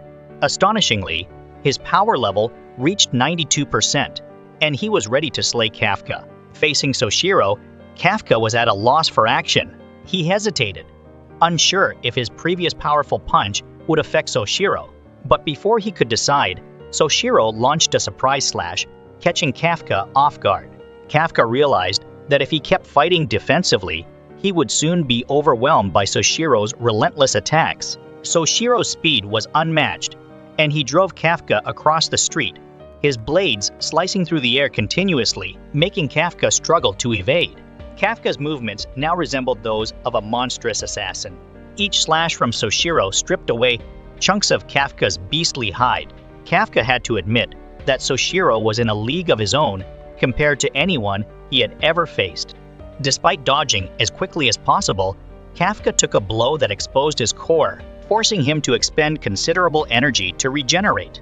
Kafka understood he couldn't keep taking hits like this. Meanwhile, Soshiro couldn't believe he was battling the strongest monster in history. Yet something felt off, shaking off his doubts. Soshiro focused entirely on destroying his target. He channeled his strength into his twin blades and unleashed 2 invisible slashes. Though Kafka dodged the fatal blow, he lost a leg. Not stopping there, Soshiro closed in for a third strike aimed at Kafka's core. In a desperate move, Kafka grabbed the blade, preventing Soshiro from withdrawing it. Seeing Kafka accumulate electrical energy, Soshiro began to worry. But Kafka only used the energy to knock the sword away, refraining from attacking Soshiro. Immediately, Kafka fled the battlefield, leaving Soshiro in despair over the lost target. He quickly reported to Mina that monster number 8 had vanished. At dawn, the defense force had wiped out the remaining monsters. Hikaru, meanwhile, was lost in memories of when Kafka saved her during the selection exam, punching away a giant monster to save her life. Now, she questioned whether she could trust him again. As she pondered, Kafka returned, much to her delight. First, he apologized for making her worry, and then again for letting the monster that injured her escape. Though pleased, Hikaru pretended not to care about him. When Kafka tried to visit 2 injured comrades, she stopped him, insisting that the defense force handle their recovery. She wanted him to prioritize his own well-being, especially after his exhausting battle with the deputy leader. Soshiro sat dejected, frustrated at losing monster number 8. Noticing his somber mood, Mina snapped a photo for keepsake. Soshiro admitted that number 8 was indeed a formidable creature, but fortunately, it hadn't claimed any victims yet. Reflecting on the battle, Soshiro found number 8's combat style was peculiar. Instead of striking him, the monster aimed for his sword.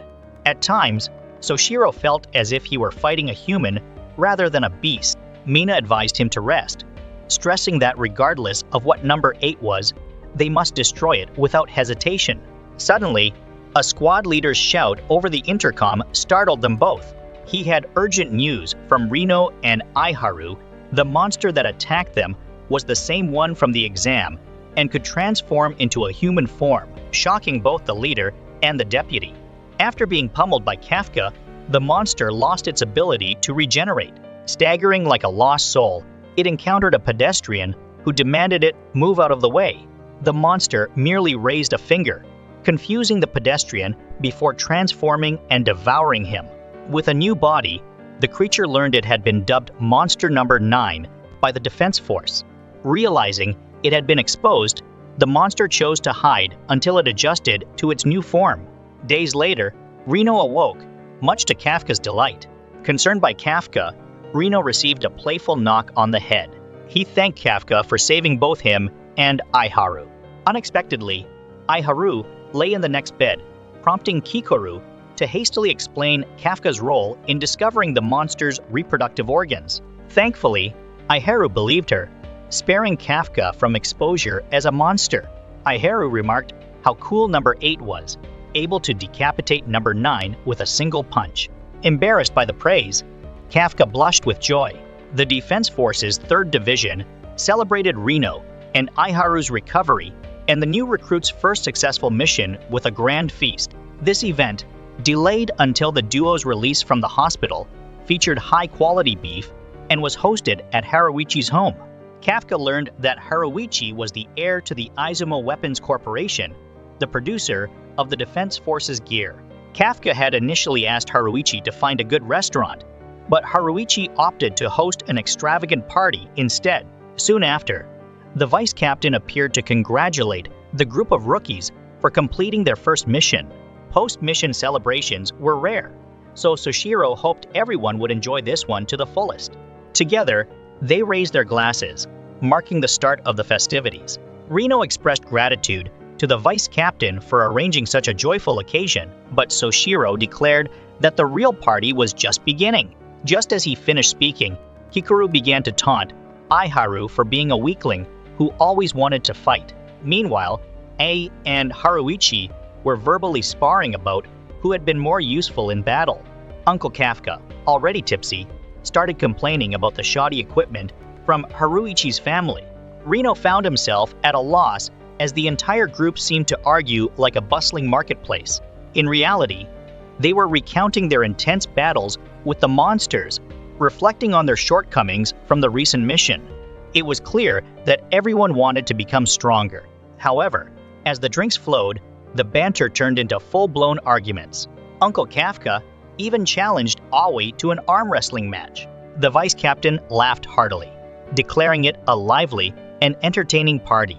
Meanwhile, Haruichi's butler was overjoyed to see him return home, though Haruichi had only come to ensure his team enjoyed a good meal. His unresolved issues with his father remained untouched. At that moment, Aoi stepped outside to use the restroom, and Haruichi feared he might have overheard family matters. Judging by Aoi's demeanor, it seemed he had no interest in meddling in others' family affairs. The vice captain then called for silence to make an announcement. He credited Kafka's discovery as a significant contribution to the Defense Force's victory, announcing Kafka's promotion to an official team member. Soshiro warmly welcomed Kafka to the 3rd Defense Squad, and the group celebrated, turning the party atmosphere even more joyous. All were filled with joy, for Uncle's efforts had finally been rewarded.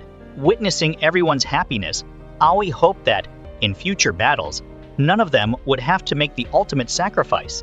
The next morning, Kafka arrived at the Defense Force base to assume his new role. Captain Mina, a childhood friend, personally bestowed upon him the title of Defense Force member. After reciting the oath, Kafka shyly bid farewell to Mina and returned to his training. But Mina reminded him that he would have to face many more challenges before he could stand by her side. Kafka was taken aback, realizing that Mina still remembered their old promise. He hoped she would continue to watch over his progress. Although Mina was pleased, she still made Kafka do 50 push-UPs as punishment for daring to use her first name. Due to the incidents involving monsters number 8 and 9, Mina was summoned to headquarters to report, leaving Soshiro in charge during her absence. Mina revealed that it was Soshiro who had recommended Kafka for promotion, and she hoped he would not disappoint him. That evening, Kafka diligently studied as usual, reminding himself to sleep early to avoid reprimand from the vice captain. Stepping outside, he noticed the training room lights were still on. Initially, he thought someone had forgotten to turn them off, but upon arrival, he saw the vice captain wielding 2 swords. Kafka wondered what he was preparing for. It turned out Soshiro was practicing alone, using his imagination. Kafka realized that these movements mirrored those from their recent battle, with Soshiro reenacting every technique. This sight made Kafka break into a sweat, fearing that the vice captain might soon cut him into pieces. When Kafka arrived, Soshiro immediately understood that his uncle had been studying late again. Kafka, on the other hand, was curious as to what Soshiro, the vice captain, was doing there. Soshiro revealed that he was strategizing on how to deal with Kaiju No 8. The vice captain admitted that had he gone all out during their last encounter, he could have slain the beast. Furthermore, if he had used his special technique, he would have been able to obliterate its core. Upon hearing this, Uncle Kafka was so terrified that he wet himself in shock. Soshiro acknowledged that an ordinary soldier couldn't stand against Kaiju No 8. Kaiju No 9 was considered equally formidable. Hence, Soshiro was determined to track down and eliminate No 8 first. Kafka, deeply impressed, thought Soshiro was truly remarkable. Not only did he protect civilians, but he also looked out for rookies like him. Kafka vowed to train diligently to assist the vice captain, although he doubted he could contribute even 1%. Nonetheless, Soshiro encouraged Kafka, promising to expect at least that 1% from him.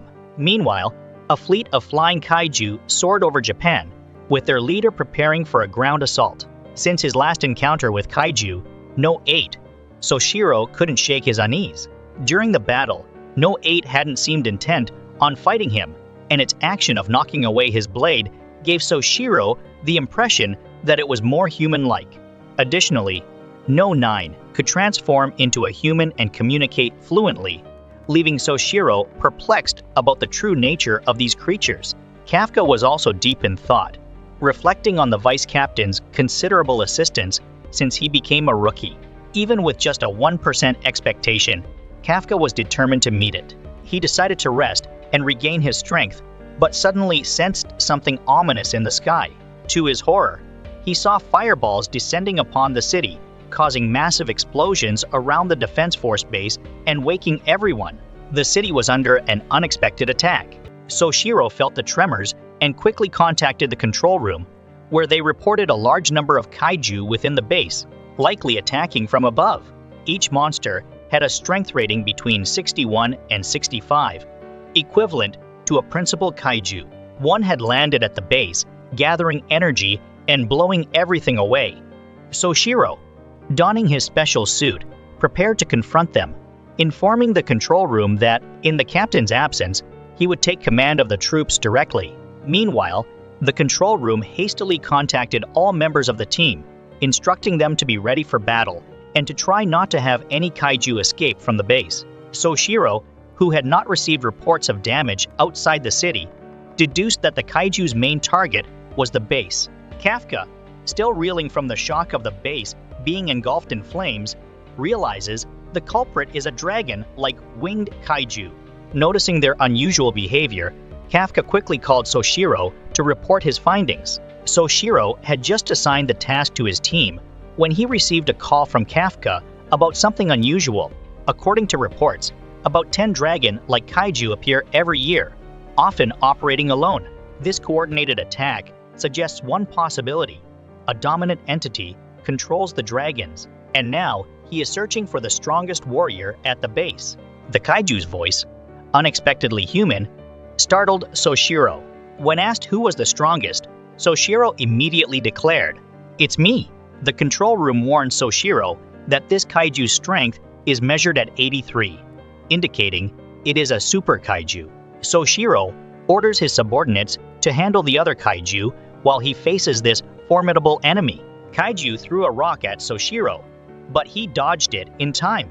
Then it circled behind him, delivering a punch that shook the ground. Soshiro remained calm, skillfully counter-attacking each unexpected attack. Realizing Soshiro's power, the kaiju decided to fight more seriously, commanding the surrounding dragons to simultaneously attack the base. The super kaiju attacked Soshiro with powerful blows, understanding that its single blow could be fatal.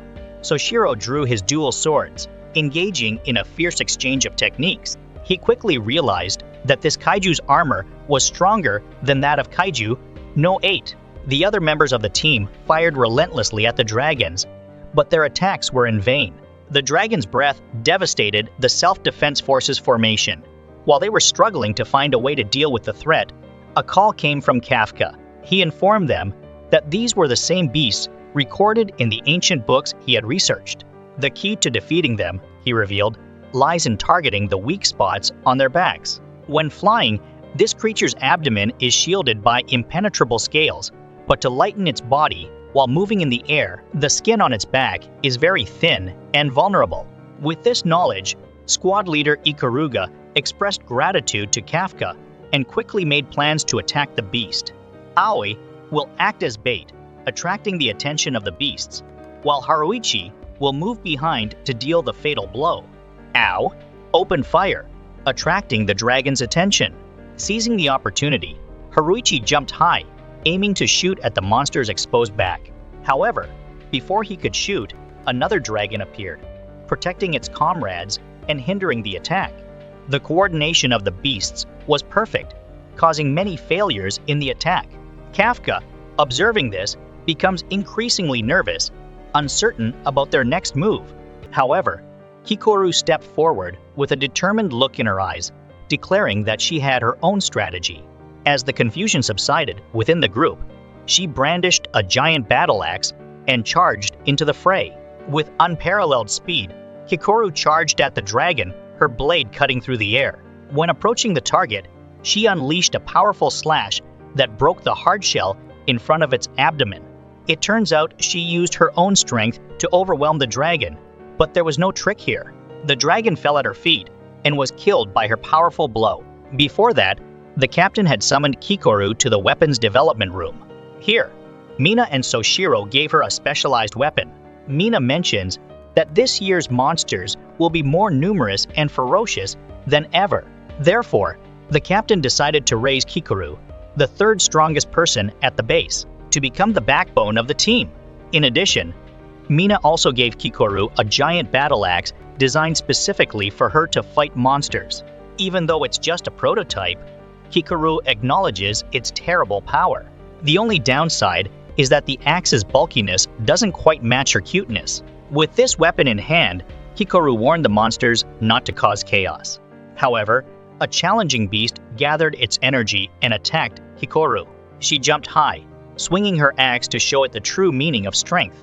The axe has the characteristic that when you pull the trigger, it creates a shockwave. As Kikoru descended, she gripped the trigger, causing the axe blade to glow brightly. With a single attack enhanced by lightning, she quickly destroyed the attacking dragon. Another dragon charged at Kikoru, but she skillfully dodged aside, deciding to use this beast to test her second technique. This time, she performed a sweeping arc of lightning, piercing the dragon. Reno observed that a fierce girl like Kikoru seemed a perfect fit for this formidable axe. The next target is up high, but Reno takes it down with icy bullets, reminding Kikoru to be wary because there are still many other monsters out there. Seeing that the dragon was still trying to fly, Reno unleashed a full magazine, immobilizing it. Seizing the opportunity, Kikoru rushed forward and unleashed a fast, crescent-like slash, neatly cutting off the dragon's head. After their successful collaboration, Kikoru invited Reno to join the fighting force as she was determined to use her axe to destroy all the monsters. Meanwhile, A and Haruichi, feeling that Kikoru's group is overwhelming them, also cooperate to compete with her group. Elsewhere, the vice captain lured the lead monster towards the training area. He was happy to see Kikoru performing so well as the team's mainstay. However, The main challenge is confronting such a formidable monster, as it not only possesses great strength, but also has speed comparable to Soshiro. Now, the monster constantly puts pressure on Soshiro, who is trying to defend himself, and he feels the creature's power in battle. Kafka then called the control room, asking them to open gate number 3 of the training area. As the ferocious beast pursued, the deputy noticed that this emotional state was unusual for a monster. This creature even smashed the gate, making Soshiro extremely miserable when he learned how expensive it was to make that gate. The monster realized Soshiro's power and intended to devour him. With a sudden attack, it attacked Soshiro, sending him flying into a building, but not before Soshiro also severed its arm. After the enemy's attack, Soshiro goes into serious mode. In the training area, he can develop his full strength without worrying about affecting other members of the team.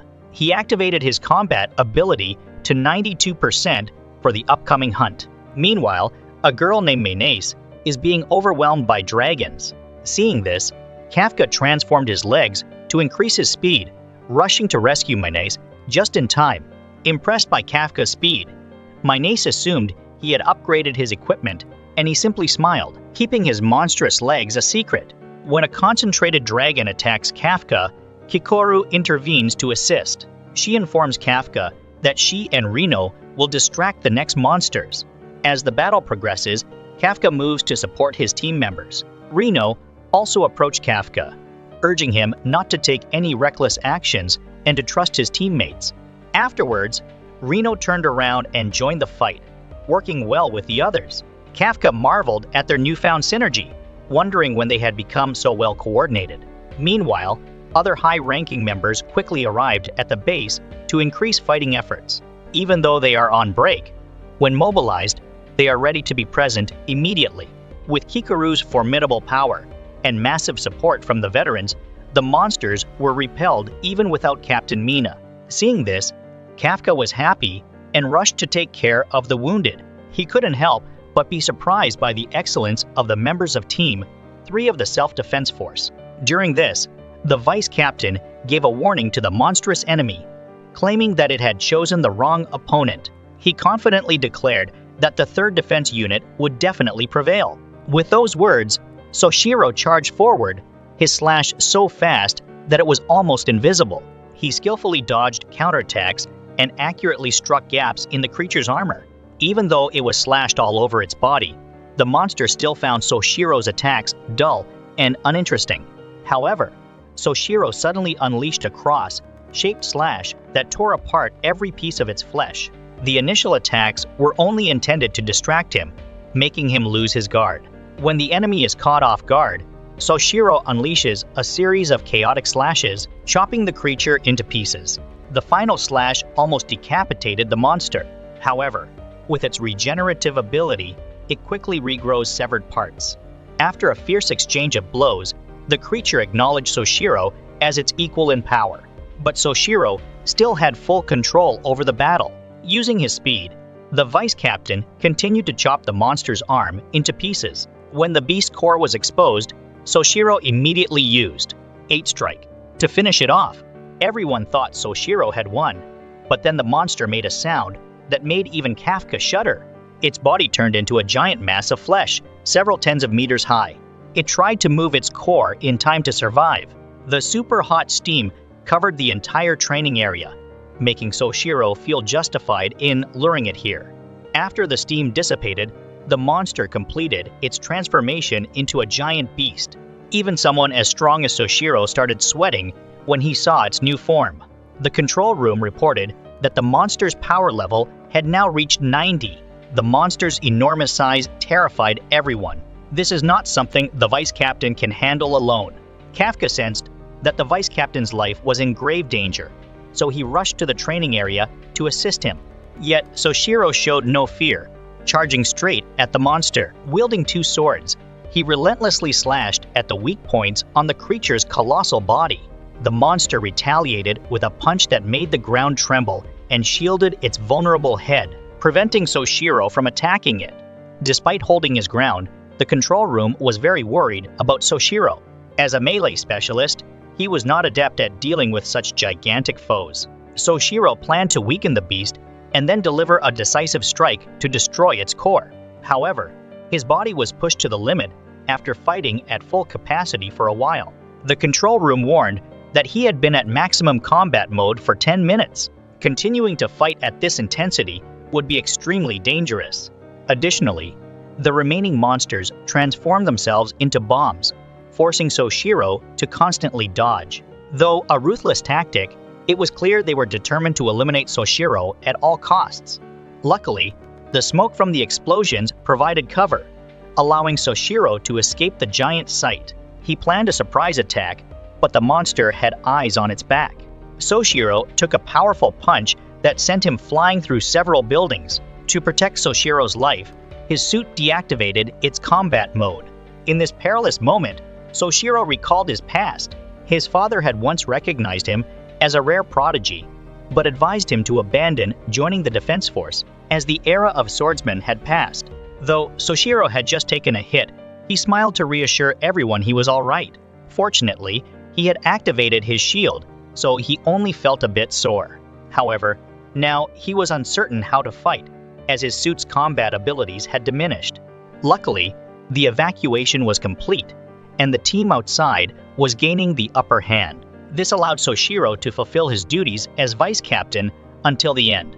After dodging a punch from the beast, Soshiro slashed its face twice, but the creature's recovery speed was too fast, rendering his attacks ineffective. On top of that, Soshiro was hit by an explosion from another monster, worsening his injuries. Previously, Soshiro's father had urged him to give up his ambitions, arguing that in this era, people only used guns, not swords. With monsters growing stronger, his father feared Soshiro would one day lose his life wielding a sword. From a young age, Soshiro had been bombarded with such advice, which greatly frustrated him. However, when he met Captain Mina, she acknowledged the usefulness of his sword skills and invited him to join the team, as she needed a swordsman of his caliber. The captain foresaw a future with many small but powerful monsters, so when she charged in to shoot the enemies, she expected Soshiro to clear the way with his sword. From that moment, Soshiro was determined to dedicate himself to repay Mina's trust. Now, with Mina absent, he was prepared to defend this base with his life. All of Soshiro's techniques are derived from the swordsmanship of the Hoshina family. Even without Levi's mobility device, Soshiro still jumped and dashed around, slashing at the monster's body. However, his strength gradually weakened, and eventually, the beast caught him. From afar, Kafka saw the subdued deputy and became even more worried. The monster squeezed Soshiro, forcing Kafka to transform to save him, revealing his monstrous nature to everyone for the sake of his comrades' lives. At that moment, Mina's voice rang out over the intercom, announcing her return to base. Soshiro smiled and declared that he had won the battle. As he finished speaking, Mina's cannon shot off one of the monster's arms, allowing Soshiro to escape its grasp. He felt satisfied that he had held the base until the captain returned. Mina then uses her pet as a platform to fire more shots at the monster. However, the creature has ordered its minions to launch bomb attacks on her, and its rapid regeneration is causing her trouble. Kafka rushes to support his teammates, while Soshiro realizes that Mina fighting alone is not enough. Determined, he goes beyond his limits to support her. With 63% of his fighting power, Soshiro charged at the beast, aiming for its legs to hinder its movements. Seeing him fighting recklessly, the control room urged him to stop. Furthermore, the monster's quick recovery left Soshiro stuck, not knowing how to proceed. At this moment, Hikaru arrived, but her attack failed to penetrate the monster's thick skin. Seeing this, Soshiro instructed Hikaru to follow his lead. As the vice captain slashed through the creature's outer skin, Hikaru delivered a powerful blow that caused the monster to roar in pain. The monster collapsed, and although Hikaru was too exhausted to continue fighting, Soshiro deemed it enough to assist Captain Mina. From behind the monster, Mina fired a powerful shot that exposed its core. While the captain reloads, the other party members continuously provide support, taking down smaller creatures around and holding the giant monster in place. Soshiro, The vice captain then jumped in, relentlessly attacking the monster to wear down its resilience. Despite the danger, Soshiro reminded himself to try harder. Using 2 blades, he rushed around the monster, delivering fatal attacks. His body moved restlessly, his mind focused steadfastly, fulfilling its role of clearing the way by eliminating everything in front of him. He believes this is his way to prove his worth at the base. Witnessing Soshiro's desperate fight made Mina feel proud. Now, it's her turn to destroy all enemies in sight. With her combat ability at 96%, Mina fired the decisive shot, destroying the monster along with its core. Seeing the beast defeated, everyone in the control room was overjoyed. The other team members also sighed in relief as the battle came to a victorious end. Spotting Kikoru sitting alone, feeling down, the vice captain approached to thank her. Witnessing their comrades fight so bravely moved Kafka deeply, making him want to be a part of their impressive ranks. Beside him, Rino was equally determined to work harder to become as strong as they were. When Soshiro still seemed eager to fight, Mina insisted he take a break. However, the control room also reminded Mina that she needed to rest since her suit only had 1% combat power left. Just then, Mina's pet detected something wrong. Looking up at the sky, everyone was startled to see a massive bomb hovering above. The remaining beasts had gathered to create this super bomb, which the control room estimated had an explosive power equivalent to 20 tons of TNT, akin to a nuclear explosion. Soshiro feared that they would all be vaporized in an instant and knew that shooting the bomb would be pointless. The previously defeated beast declared that this battle would end in a draw. Suddenly, Kafka dashed forward, confusing everyone. Soshiro noticed Kafka moving with unnatural speed. In front of the entire 3rd Division, Kafka transformed into his complete beast form. The control room urgently reported that Kafka's monster strength level had reached 98%. After Kafka's transformation, the team realizes that he is monster number 8. Soshiro had previously suspected Kafka's true nature, but after coming into contact with Kafka, he gradually put aside his doubts. However, Kafka is still standing here, transformed into the monster Soshiro is looking for. Kafka silently apologized to the vice captain for not meeting his expectations, apologized to Kikoru because she helped him keep it a secret, apologized to all of his teammates for not telling them sooner, and apologized to Rino because he broke his promise. He was also very sad because he could no longer fight alongside Mina. However, to save his comrades, Kafka decided to use his monster powers. Today, they risked their lives in battle, and now it was his turn to strike. Kafka gathered strength in his legs and jumped from the ground towards the bomb. Using all his monster power, he pushed the bomb into the sky, away from the base.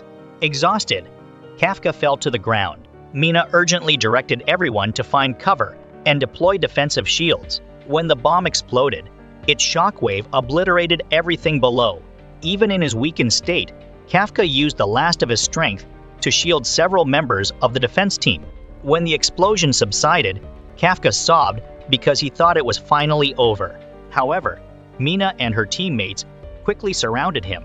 Mina calls Kafka Monster No 8 and announces that her team will capture him. Kafka uttered no excuses, fully aware of the consequences that accompanied his transformation. The very next morning, the command convened an emergency meeting regarding monster number 8. They were astonished that such a powerful creature had infiltrated the defense force. It was unanimously decided to keep this incident secret from the press. Some suggested quietly eliminating Kafka and using the harvested materials as weapons. Regardless of the plan, capturing Kafka is the top priority. Therefore, the command requested the 3rd Defense Team to hand over Kafka immediately. Kafka is currently being held in a top-secret room for observation.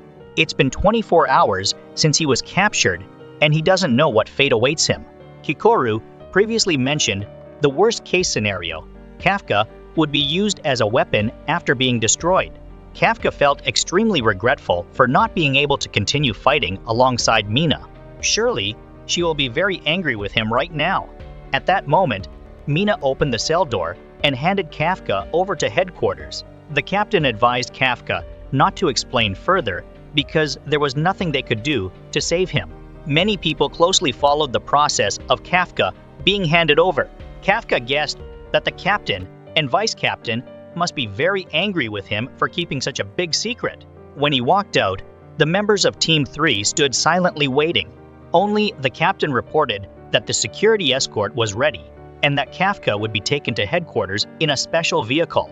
At this time, Kafka could not see Reno's face. Reno, who always supported him, must have been very disappointed in him.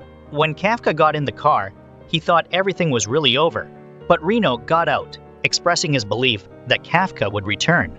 Before Kafka could answer, the door closed. Luckily, there were no surveillance cameras inside, so he was able to talk to Mina. She knew that he rushed in to save everyone without hesitation, and that Team 3 would gather evidence to prevent his execution. She revealed that no one on the team considered him an enemy, and she had to escort him back to the headquarters base by the sea. Kafka asked if he could fight by her side again, and Mina gently replied that she would always be there, waiting for his return. Kafka was deeply moved by Mina's words. At this moment, the vehicle had already started moving, carrying Kafka and Mina away from the base. The vice captain and the team members stood behind, bidding farewell to the two. The bald old man thought Soshiro was saluting monster number 8, but Soshiro clarified that he was merely saluting his captain. After a few hours, the vehicle arrived at the headquarters, situated along the coastal region. Kafka's place of imprisonment was fortified with 30 robust walls to ensure he could not escape. A few days later, the base of Team 3 began renovations. However, the team members were too disheartened to train. The most affected by this incident was undoubtedly Reno. No matter how much Aiharu tried to cheer him up, Reno remained sorrowful and worried. Everyone here knew Kafka had been of great help when he was still with the team, but now they were at a loss on how to assist him. The defense headquarters held the power over Kafka's fate. Haruichi believed that the situation with Kafka was extremely dire. If it were revealed that he was monster number 8, it would undoubtedly throw the world into chaos. People would begin to suspect whether those around them were monsters. This would be a monumental issue that ordinary team members could not possibly resolve. Meanwhile, Mina assigned a young woman in the control room to compile Kafka's records and evidence to present to superiors. Knowing that the captain wanted to save Kafka, the young girl enthusiastically accepted the mission. Soshiro arrives at the training area to supervise the cleanup operation. At that moment, Ikaruga asked the vice captain what would happen to Kafka, and Soshiro confidently replied that Kafka would return soon. In the previous confrontation, Kafka held his own. So next time, Soshiro made sure Kafka would fight with all his might. On the other side, Hikaru arrives at the office of Commander Izao, who is also her father. There, Hikaru begged him to revoke the order to eliminate Kafka. Kafka had saved her life before, so she hoped her father would show him mercy. Izao calls her stupid and shows her X-ray footage of Kafka's body. Inside Kafka's chest is not a human heart, but the core of a monster. Therefore, Kafka is not human, but like the monsters that once killed Kikoru's mother. Hearing that, Izao believed that his daughter would understand. Hikaru cannot find a way to defend Kafka, but still maintains faith in him. After several days of detention, Kafka's activities were limited to physical examinations.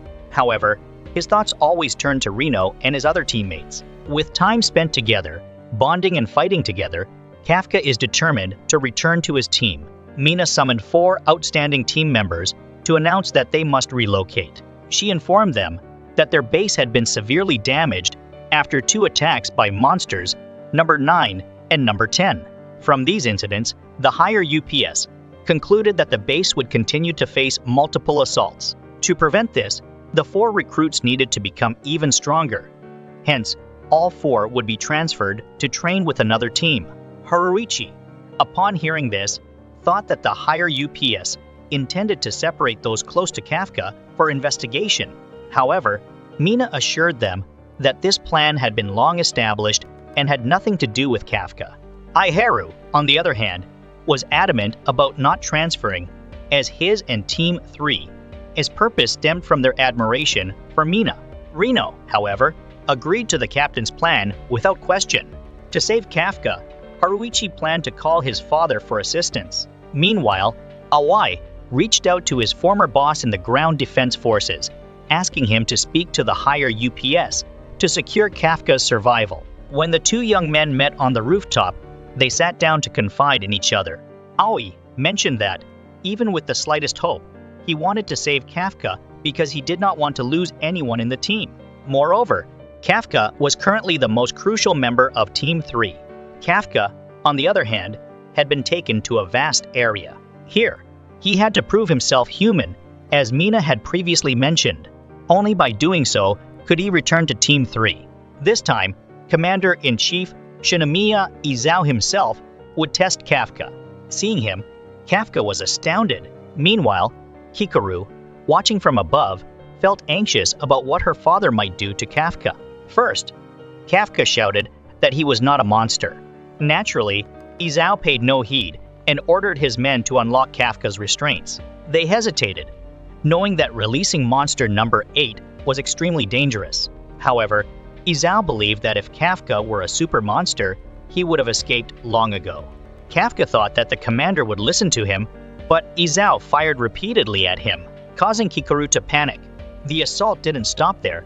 Izao rushed forward, extracting a sample of Kafka's blood, causing him great pain. Izao declared that any being capable of withstanding bullets like that could not be human. After obtaining Kafka's blood, he handed it to his team.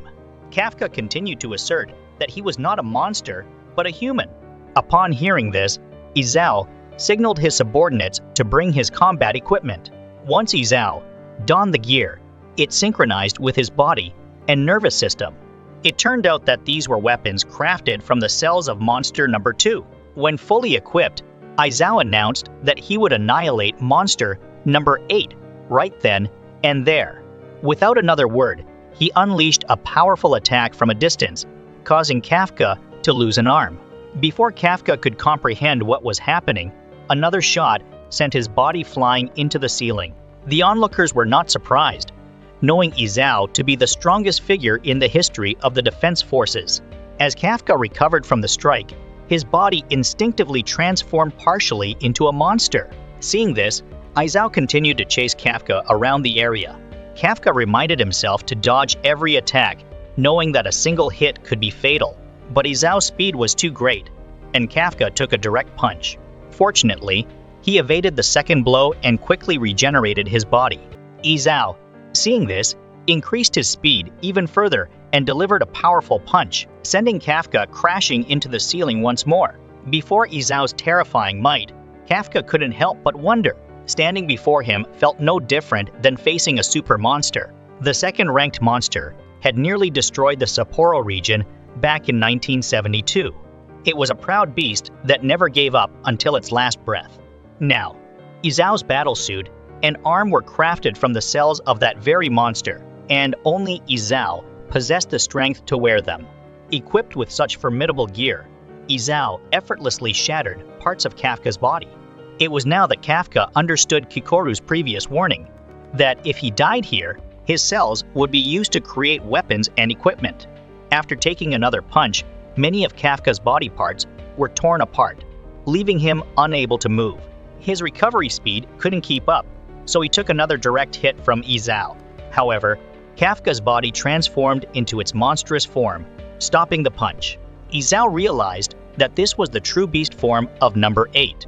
Above, Hikaru sensed something very strange about Kafka. Suddenly, Kafka let out a tremendous roar, causing the surrounding area to tremble violently. Kafka then realized he could no longer control his body. It seemed that monster number 8 had taken over his body completely, even demanding Kafka to annihilate everyone in front of him. Outside, Kafka's body had completely transformed, and he charged furiously towards Izao, terrifying Kikoru. She desperately called out Kafka's name, hoping he would stop, reminding him that he was human, not a monster. While Kafka battled the commander, Reno was training diligently. Aiharu couldn't understand why Reno had agreed to join another team when Kafka was in danger. Reno replied that he needed to get stronger quickly to protect others and believed that Kafka would return soon. Next time, Reno vowed he would be stronger to protect Kafka. Hearing this, Iharu resolved to become stronger too, not wanting to fall behind his friend. Just then, their seniors came to visit Reno and Iharu. Today is the day of Kafka's sentencing, and there's a bit of anxiety among them. However, they believe Kafka will return, especially since Captain Mina has just been called to headquarters. They hope she will soon bring good news. Upon arriving at headquarters, Mina learns that Kafka is under review by the Supreme Commander. She is told to wait until everything is settled. Mina is unaware that Kafka has fully transformed into monster number 8 and that his body is now controlled by it. The creature charged at Izao, delivering a punch so fast that even Izao had to acknowledge its speed. Using Kafka's body, it unleashed a series of vicious attacks, leveraging its regenerative abilities to heal its wounds and delivering a barrage of punches on Izao. Worrying Kikoru for her father's safety, Izao quickly retreated, gathering energy for a devastating punch that sent number 8 crashing into a wall. He realized that the body he had punched lacked a core. It turned out that the monster had detached its core and regenerated itself. When number 8 threw its full force punch, Izao blocked it with his own punch. Despite the base being sturdy, the battle caused the entire area to tremble violently. The spectators understood this, knowing it was a time transcending clash between two numbered monsters. The oddity was that Izao could have destroyed number 8 before its transformation, yet he now fought as if testing it. Kikoru realized her father was giving Kafka a chance to live, not aiming to destroy him. Meanwhile, Aoi confided that he joined the defense team to save people, but instead, Kafka ended up saving him. Aoi believed that one shouldn't judge a person based on their background, but on their actions. In other words, a person's deeds speak volumes about who they are. At this time, the commander-in-chief was still struggling against monster No 8. Although he was attacking, he was suddenly hit in the hip by a strong blow. It seemed that monster number 8's power had far exceeded Izao's initial expectations. Meanwhile, Kafka is trying his best to regain control of his body, but finds himself completely helpless. He watched in horror as number 8 launched a relentless attack on Izao, who, undeterred, continued to look for an opportunity to strike back. However, when monster No 8 threw a particularly devastating punch, Izao was sent flying. Determined, Izao took the lightning attack from monster number 2, throwing it at number 8 in an attempt to quickly subdue the monster. But monster No 8 retaliated with a swift counterattack, sending Izao soaring through the air once more. It then grabbed Izao and began to brutally beat him. Kafka realized that if this continued, the commander-in-chief would soon fall. Furthermore, this brutal scene happened right before Kikoru's eyes. Kafka knew she had to act, or Kikoru's father would die in front of her. As monster No 8 attack grows more brutal, Kafka remembers Kikoru's words. If Kafka becomes an enemy of humanity, she will personally take him down. However, Kikoru still believes in Kafka, urging him not to succumb to monster No 8. Hearing Kikoru's call, Kafka uses all his strength to regain his body. But monster No 8 opened its jaws wide, aiming to swallow Kafka whole and hinder his efforts. Kafka reflects on how he always failed at the most important moments. Now, when he was engulfed by monster No 8, he no longer had any hope. Before that, Izao had put some hope in Kafka, but it seemed to be in vain. Kafka is drowning in a deep ocean of despair, feeling as if he will be trapped at the bottom of the ocean forever. But a small hand reached out and grabbed Kafka, waking him up. It was none other than Mina, his childhood friend who has always been waiting for his return. At that moment, monster No 8 was about to deal a fatal blow to Izao, and everyone thought he wouldn't survive. However, the monster's punch reversed direction, never hitting Izao. Kafka appeared in the monster to declare to Izao that he was human, not a monster. Then, Kafka collapsed, and the monster's armor quickly dissolved. Izao's subordinates arrive with the intention of eliminating Kafka, but Izao stops them. It turns out that Izao did not call for reinforcements, forcing Team 1 Captain Narumi to intervene when he saw Izao in danger. Of course, Izao has no intention of dying at the hands of monster number 8. Its power was only slightly more than he expected. Izao then summoned a medical team to take care of Kafka, who was seriously injured. After the inspection ended, Izao returned to the headquarters meeting. Mina, who had been there a long time, protected Kafka. She admitted that she and Kafka had known each other for a long time, and that she had not given Kafka any special treatment during the recruitment exam. It was Vice Captain Soshiro who allowed Kafka to join as a reserve member. Mina's report to Kafka seems to be just a formality, as the decision to eliminate him has already been made. However, the bald old man still allowed Mina to continue speaking. She recounts Kafka's achievements since joining the squad, including his important role in discovering the reproductive organs of enemy creatures during a previous mission, greatly contributing to the war. Squad 3's victory. Kafka also bravely saved his teammates from danger, especially in the battle with Monster No 10, where he single-handedly defused the enemy's bomb to save the entire team. Many people believe that Kafka abused the monster's power, further proving that he was not human. Mina did not deny this, but instead continued, noting that when Kafka first joined, his energy usage was at 0%. In the past, he failed 12 exams to join the defense force. In terms of age, Kafka is always the oldest person on the team. However, Kafka never gave up. He always perseveres. Even when he fails or turns into a monster, he never stops saving others. At the same time, he is a dedicated person and never gives up. When Mina recounted this, she recalled her childhood memories. Whenever Mina felt the saddest, it was Kafka who comforted her. Therefore, she always believes that Kafka is human, not a monster. It is Kafka's heart that proves he is a trustworthy member of the team. Hearing that, a number of high-ranking officials spoke out against it. Some people accused her of protecting her subordinates, while others argued that trust couldn't be based on something as vague as the heart. However, the final decision still belongs to the commander-in-chief. After Mina's speech, he told her to go out first. Now, the commander-in-chief must decide Kafka's fate. He knew that almost everyone present supported the idea of getting rid of Kafka. However, the commander-in-chief's final decision surprised everyone. While Kafka is being treated, he recalls past memories. He once swore he would never forgive the monsters that made Mina cry. Therefore, if one day Kafka himself turns into a monster, he will not want to exist. When Kafka woke up, he saw Commander-in-Chief Shinomiya Izao next to him. Kafka felt relieved. If anything had happened to Izao, he wouldn't have been able to face Kikoru.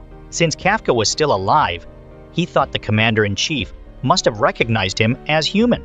However, Izao pointed to Kafka's heart and told him that if he were human, Kafka would have died a long time ago. The meeting concluded that Kafka was indeed a monster, but whether he was an enemy or not remained to be determined. Izao recounted that most of the moves were against letting Kafka live, but he decided to keep Kafka as a fighting force instead of turning him into a weapon. This decision upset many people because they believed it was too dangerous to let Kafka live. However, Izao heard Kafka's oath after the battle, convincing him that he could control Monster Number 8. With the current terrible threats, they desperately needed strong personnel like Kafka. Although forgiving Kafka was unprecedented, it was considered necessary to protect the country.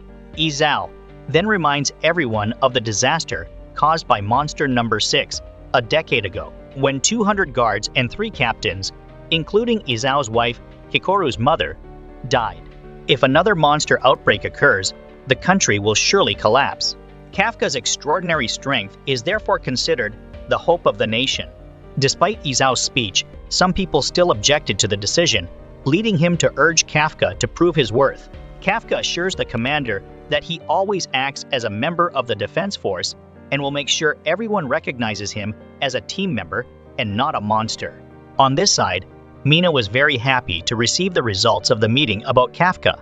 She immediately shared this good news with all group members. When Kikoru received this news, he felt very happy and determined to become even stronger. She wanted to be ready to stop Kafka if he lost control. The other members also quickly received the information, and everyone was overjoyed because Kafka had returned victorious.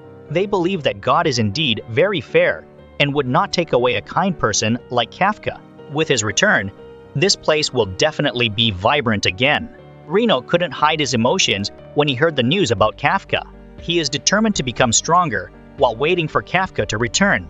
Meanwhile, the deputy team also received news about Kafka. He knew that Kafka was going through a great challenge to be recognized by everyone. Meanwhile, some members of the cleanup team are playing chess online. They were very surprised to see a player wearing the number 9 shirt suddenly climb to the top of the rankings. It turns out that monster number 9 is learning a lot of human knowledge, including chess. He realized that the wisdom accumulated over many generations is humanity's most terrifying weapon. In addition, number 9 is preparing for his next attack plan and wants to regain the power that has fallen into human hands. And so, the first season of series No 8 has ended.